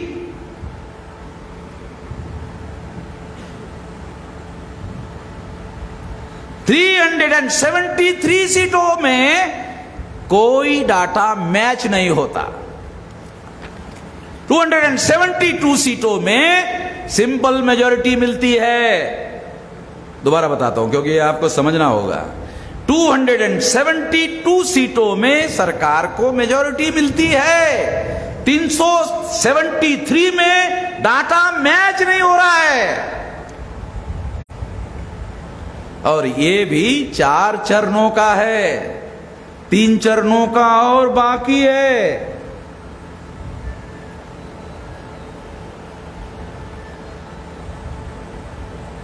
ये सारी बातें ये प्रूव करती है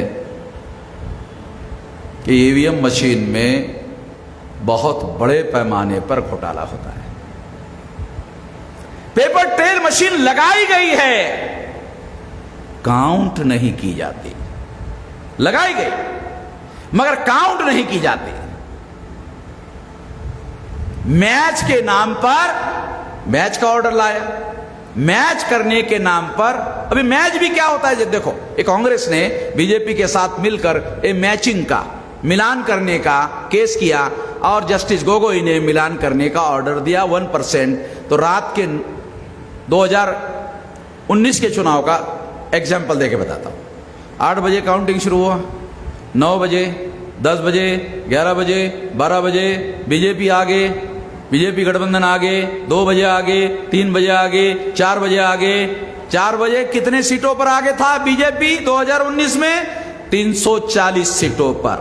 303 पर बीजेपी और गठबंधन के साथी 37 सीटों पर। शाम को 4 बजे राहुल गांधी टीवी पर आए, मैं देख रहा था, और राहुल गांधी ने बयान दिया, एक भी सीट अभी तक एक भी सीट अभी नरेंद्र मोदी ने जीती नहीं है। रुझान है ये 340 सीटों का, क्या है? रुझान है, रुझान है। एक भी सीट बीजेपी ने जीती नहीं। राहुल गांधी 4 बजे टीवी पे आए और बयान दिया, नरेंद्र मोदी और भाजपा विजयी हो गई है और मोदी जी को इसके लिए हमारी बधाई है। एक भी सीट नहीं जीता अभी बीजेपी। केवल 340 सीटों के रुझान में नरेंद्र मोदी बीजेपी आगे है। और राहुल गांधी 4 बजे आए और बयान दे दिया मोदी जीत गए। इसका परिणाम क्या हुआ? कांग्रेस के काउंटिंग सेंटर में जो कार्यकर्ता थे, सारे के सारे लोगों ने काउंटिंग सेंटर छोड़ दिए। क्यों रहेंगे? जब उसके नेता ने एडमिट कर लिया कि बीजेपी और नरेंद्र मोदी चुनाव जीत गए हैं, तो उसके कार्यकर्ता काउंटिंग सेंटर में रहेंगे क्यों? गधे हैं क्या वो? क्यों रहेंगे? सारे लोग छोड़कर चले गए। रात के 9 बजे रिजल्ट आ गया, ठीक है। अब रात के 9 बजे के बाद मिलान करना है। मिलान करना है तो मैं बामसेफ का भी नेशनल प्रेसिडेंट हूं, बहुत सारे हमारे कर्मचारी चुनाव कंडक्ट करवाते हैं। तो मैंने उनको पूछा, जब ये कांग्रेस के कार्यकर्ता काउंटिंग सेंटर छोड़ के चले गए तो फिर आपने मिलान करने का काम कैसे किया? मेन अपोजिशन पार्टी मिलान करने के लिए हाजिर ही नहीं है, तो आपने मिलान कैसे करवाया? तो उन्होंने मुझे कहा, हमने कागज में मिलान करवा दिया, चुनाव आयोग को भेज दिया, खाना पूर्ति पूरा कर दिया। खाना पूर्ति समझते हो ना? है? नहीं समझते? कागज में दिखा दिया, मिलान हो गया। इसका क्या मतलब जानते हो? कांग्रेस और बीजेपी और कांग्रेस दोनों ने मिलकर मिलान का प्रपोजल सुप्रीम कोर्ट में दिया। ये उसका मीनिंग है। इससे प्रूव होता है कि रिकाउंटिंग करने का पेपर टेल मशीन से जो ऑर्डर सुप्रीम कोर्ट का दिया हुआ है, उससे फ्री फेयर एंड ट्रांसपेरेंट करवाया जा सकता, मिलान करने से फ्री फेयर एंड ट्रांसपेरेंट नहीं करवाया जा सकता। इसलिए हमने ये मामला खड़ा किया था। दूसरी बात और आखिरी बात मैं आप लोगों को बताना चाहता हूं कि इस तरह से ईवीएम मशीन में घोटाला होता है। पेपर टेल मशीन घोटाला पकड़ने के लिए लगाई गई थी, मगर पेपर टेल मशीन की रिकाउंटिंग होती ही नहीं है। शो करने के लिए लगाई गई ताकि लोगों को शो किया जा सके कि ये फ्री फेयर एंड ट्रांसपेरेंट करने के लिए पेपर टेल लगाया। तो परिस्थितियां बहुत ज्यादा खराब है। ईवीएम मशीन इसलिए चल रही है कि कांग्रेस और बीजेपी और कांग्रेस मिलकर चला रही है। ध्यान रखो, अगर मेन अपोजिशन पार्टी निर्धारित कर दे ईवीएम नहीं चलानी है, नहीं चल सकती। अकेले बीजेपी के आधार पर थोड़ी चलेगी। ईवीएम कांग्रेस और बीजेपी और कांग्रेस दोनों मिलकर चला रहे हैं। फिर आप सोचते होंगे भी रीजनल पार्टी के लोग क्यों नहीं चिल्ला रहे? तो रीजनल पार्टी के लोग जो कांग्रेस के साथ लगे हुए हैं गठबंधन में, वो क्या सोचते? कांग्रेस को फायदा होगा तो थोड़ा हमको भी होगा, भागते भूखते की साली लंगोटी हमको मिल जाएगी, कुछ नहीं तो लंगोटी मिलेगी। कांग्रेस को फायदा होगा 100 का तो 10 का हमको फायदा होगा। वो इसलिए चुप है। बीजेपी के साथ जो गठबंधन में है वो भी इसी तरह से सोचते हैं। संकट कितना गहरा है इससे आप अंदाजा लगा सकते हो। इसका परिणाम क्या हुआ जानते हो? पहले इस देश में एमएलए एमपी और पार्टी को लोग चुनते थे, अब ईवीएम मशीन चुनती है। इसलिए लोकशाही खत्म हो गई, ईवीएम शाही आ गई है। लोगों के पास जो वोट से सरकार चुनने का अधिकार था, वो वोट तो ईवीएम में जाके घोटाले में रूपांतरित हो रहा है। इसलिए आपके पास जो सरकार चुनने का अधिकार था वो तो खत्म हो गया। यह सबसे भयंकर बात। इसलिए लोक से चुनी हुई सरकार लोकतंत्र और लोकशाही होती है। क्योंकि ये लोग नहीं चुन रहे हैं, इसलिए ये ईवीएम शाही आई हुई है। ईवीएम सरकारें चुन रही है, ईवीएम एमएलए एमपी चुनवाने का काम कर रही है। अब इसको बदलना होगा। इससे देश खतरे में है। क्यों? मान लो इस देश में शांतिपूर्ण तरीके से लोग सरकार को बदलना चाहते हैं और ईवीएम बदलने नहीं देती है, तो लोगों को क्या लगेगा? अगर शांतिपूर्ण तरीके से बदलने नहीं देंगे तो फिर तो हमें हथियार उठाना पड़ेगा। लोगों को ऐसा लगेगा कि भाई तो हथियार उठाना पड़ेगा, इससे देश खतरे में पड़ जाएगा। तो ये भी हमने देश को खतरे में डाला। क्योंकि लोगों को चुनने नहीं दिया जा रहा है, इसलिए लोकतंत्र खतरे में है। क्योंकि ये कानून के अनुसार नहीं किया जा रहा है, इसलिए संविधान खतरे में है। तो तीन बड़ी बातें खतरे में है, देश खतरे में, लोकतंत्र खतरे में और संविधान खतरे में। इसलिए लड़ाई बहुत ज्यादा डिफिकल्ट है। इसको रोका कैसे जाए, रोकने का क्या तरीका है? रोकने का क्या तरीका है? लोगों ने मुझे कहा, टेलीफोन किया, बहुत सारे लोगों ने टेलीफोन किया मुझे। वो सुनते हैं और कहते हैं कि आप लोगों को इस पर जगाने का काम कर रहे हो और ऐसा काम भारत में कोई भी नहीं कर रहा है, आप कर रहे हो, बहुत बड़ा काम है, इससे बदलाव नहीं होगा। लोगों ने मुझे कहा इससे बदलाव नहीं होगा। मैंने पूछा भी क्या करना होगा?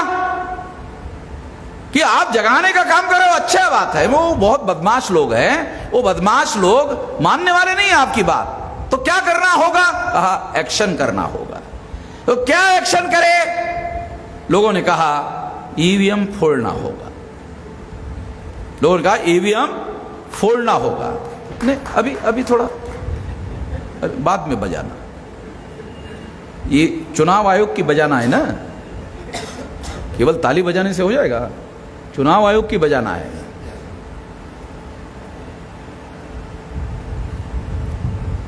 जब लोगों ने मुझे कहा कि ये एक्शन करना होगा और ईवीएम तोड़ना होगा, तो मैंने कहा मैं इस संविधानिक के दायरे में रहकर काम करने वाला आदमी हूं, मैं इस बात को नहीं मानता। तो मैं चुनाव आयोग को अल्टीमेटम देता हूं कि अक्टूबर दिसंबर तक इसमें आप सुधार करो। क्या सुधार होना चाहिए? पहली बात, सुप्रीम कोर्ट के 3 जज का पैनल होना चाहिए, जिसके नेतृत्व में लोकसभा का चुनाव और विधानसभा का चुनाव हो, और वो निगरानी, नियंत्रण और निर्देशन करने का काम करे। सुप्रीम कोर्ट अब क्या करता है?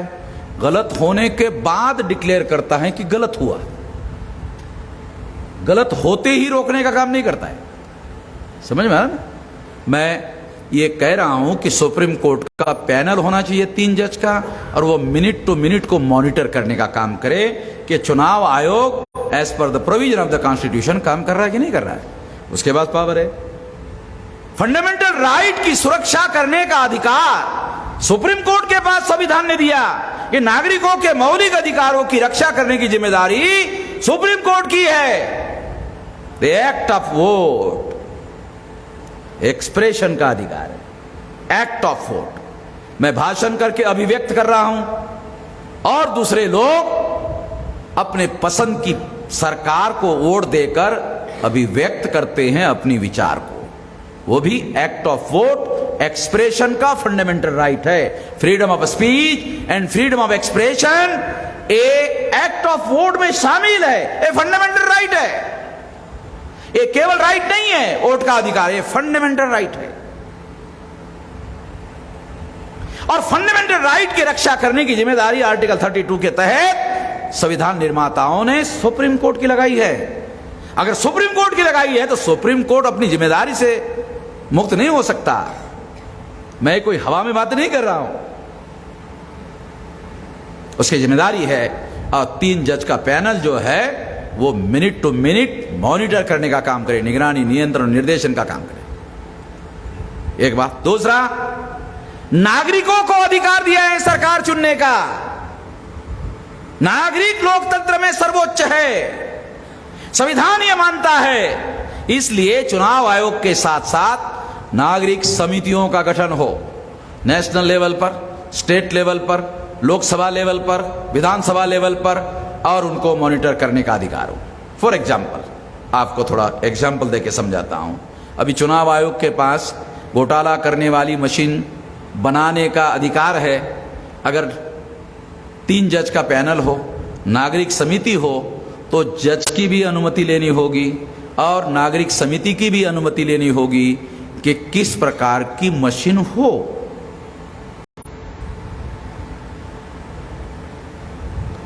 तो उसी दौरान चेक लगाया जा सकता है, गड़बड़ी को उसी दौरान चेक लगाया जा सकता है। मैं ये नहीं कह रहा हूं कि बैलेट पेपर लाओ, अगर तुम ईवीएम से ही कराना चाहते हो तो ऐसा करो, ये भी संविधान के दायरे में बोल रहा हूं। फंडामेंटल राइट है हमारा, सुप्रीम कोर्ट के पास पावर है। ऐसा कोई कानून नहीं था चीफ इलेक्शन कमिश्नर को अपॉइंट करने का, मगर सुप्रीम कोर्ट ने ऑर्डर दिया। इसका मतलब सुप्रीम कोर्ट के पास पावर है, एक्स्ट्राऑर्डिनरी पावर है। 26 जनवरी 1950 को एक प्रोविजन संविधान निर्माताओं ने किया और कहा कि बाद में इसका कानून बनाना होगा। न कांग्रेस ने कानून बनाया, न बीजेपी ने कानून बनाया, दोनों को सुविधाजनक है। कानून ही नहीं है, दुनिया भर के कानून बनाए पार्लियामेंट ने, एक कानून ही नहीं है। कानून बनता तो हर नागरिक को अधिकार मिल जाता है, रोकने का अधिकार मिलता। तो इसलिए अगर इस तरह से किया जाए, सुप्रीम कोर्ट का पैनल हो, नागरिक समितियां हो और मशीन बनाने के ऑर्डर से लेकर निगरानी, नियंत्रण और निर्देशन करने का उन लोगों को अधिकार हो, तो मैं ऐसा मानता हूं फ्री, फेयर एंड ट्रांसपेरेंट, ये जो शब्द संविधान निर्माताओं ने लिखे, ऐसी व्यवस्था बनाने के बाद फ्री, फेयर एंड ट्रांसपेरेंट का ऑब्जेक्टिव पूरा किया जा सकता है। ये ऑब्जेक्टिव है, फ्री, फेयर एंड ट्रांसपेरेंट। इस ऑब्जेक्टिव को पूरा करने की व्यवस्था बनानी पड़ेगी, संवैधानिक व्यवस्था बनानी पड़ेगी। और अगर ऐसा होता है तो फ्री, फेयर एंड ट्रांसपेरेंट चुनाव करवाया जा सकता है। यदि चुनाव आयोग ने इस बात को नहीं माना, अगर नहीं माना जो मैं कह रहा हूं, तो हम लोगों का जो सजेशन है ईवीएम मशीन तोड़ा जाए, तो हम लोग अभी से सारे देश भर में तैयारी कर रहे हैं कि शेड्यूल कास्ट के लगभग राउंड अबाउट 15 लाख बूथ होंगे। 15 लाख लोगों को सारे देश भर में हम तैयार करेंगे, शेड्यूल कास्ट के, शेड्यूल ट्राइब के 15 लाख, एमबीसी के 15 लाख, ओबीसी के 15 लाख, माइनॉरिटी के 15 लाख, महिलाओं के 15 लाख। 6 ग्रुप हम तैयार करने के काम में लगे हुए हैं। सारे देश भर में लोगों को काम पर लगा दिया गया है। 12,000 एनजीओ संगठनों से हमारी वार्ता हो चुकी है। 10-12 लाख एनजीओ है सारे देश भर में। उन लोगों को भी बहुत सारे काम के लिए सरकार ने रोका है, तो लोग तैयार हैं, लोग हो रहे हैं। तो पहले तो अक्टूबर से लेकर दिसंबर तक भारत बंद करेंगे, मानते तो ठीक है, नहीं तो 2024 में ईवीएम फोड़ेंगे। नगर के हमारे कार्यकर्ता ने नगर में फोड़ा, उसने कहा कार्यक्रम में कि मैंने फोड़ा। मैंने कहा क्या हुआ? केस हो गया। फिर क्या हुआ? कोर्ट में केस चला। मैंने कहा फिर क्या हुआ? फिर निर्दोष छूट गया।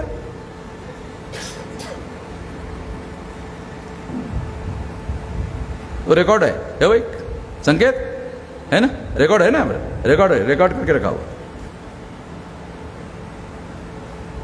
एक आदमी निर्दोष छूट गया, 15 लाख को कौन एफआईआर करता है? कर्नल गद्दाफी को लाख लोग इकट्ठा हो गए उसके घर के पास, उसको मारा। मारने के बाद खबर क्या आती मालूम है? ये हत्या नहीं है, रिवोल्यूशन है। मार दिया लोगों ने। बार वालों ने क्या, नहीं, हत्या नहीं है, रिवोल्यूशन है। जब ज्यादा लोग एक आदमी को मारते हैं तो लोग बोलते हैं ये रिवोल्यूशन है, कोई एफआईआर नहीं होता। सुना कभी है? रिकॉर्डेड बातें बोल रहा हूं, काल्पनिक नहीं। दुनिया में ऐसे बहुत सारे डिक्टेटरों को ज्यादा संख्या के लोग इकट्ठा होकर मरवा दिए, खत्म कर दिए, कोई एफआईआर नहीं हुआ, होता ही नहीं है। तो इसलिए मैं जो हमारे देश भर से जो हमारे संगठन के कार्यकर्ता हैं, दूसरे संगठन के लोग हैं, आप लोग एनजीओ के साथ भी वार्ता करो और लोगों की तैयारी करो। और इस तरह से अभी से तैयारी करो। और आपने 10 लोगों की, 20 लोगों की, 25 लोगों की, 50 लोगों की, 100 लोगों की आपने तैयारी करने के लिए मीटिंग ली, उसका वीडियो बनाओ, वीडियो बनाकर वायरल करो और एक कॉपी चुनाव आयोग को मार्क करो। तुम भी सुनो कि हम तैयारी कर रहे हैं, ईवीएम फोड़ने की तैयारी कर रहे हैं, देख लो। ऐसा करना होगा। ऐसा करने के लिए आप लोग साथ सहयोग करोगे। इस आशा और विश्वास के साथ आपने मेरी बात ध्यान से सुनी, इसके लिए आभार, धन्यवाद।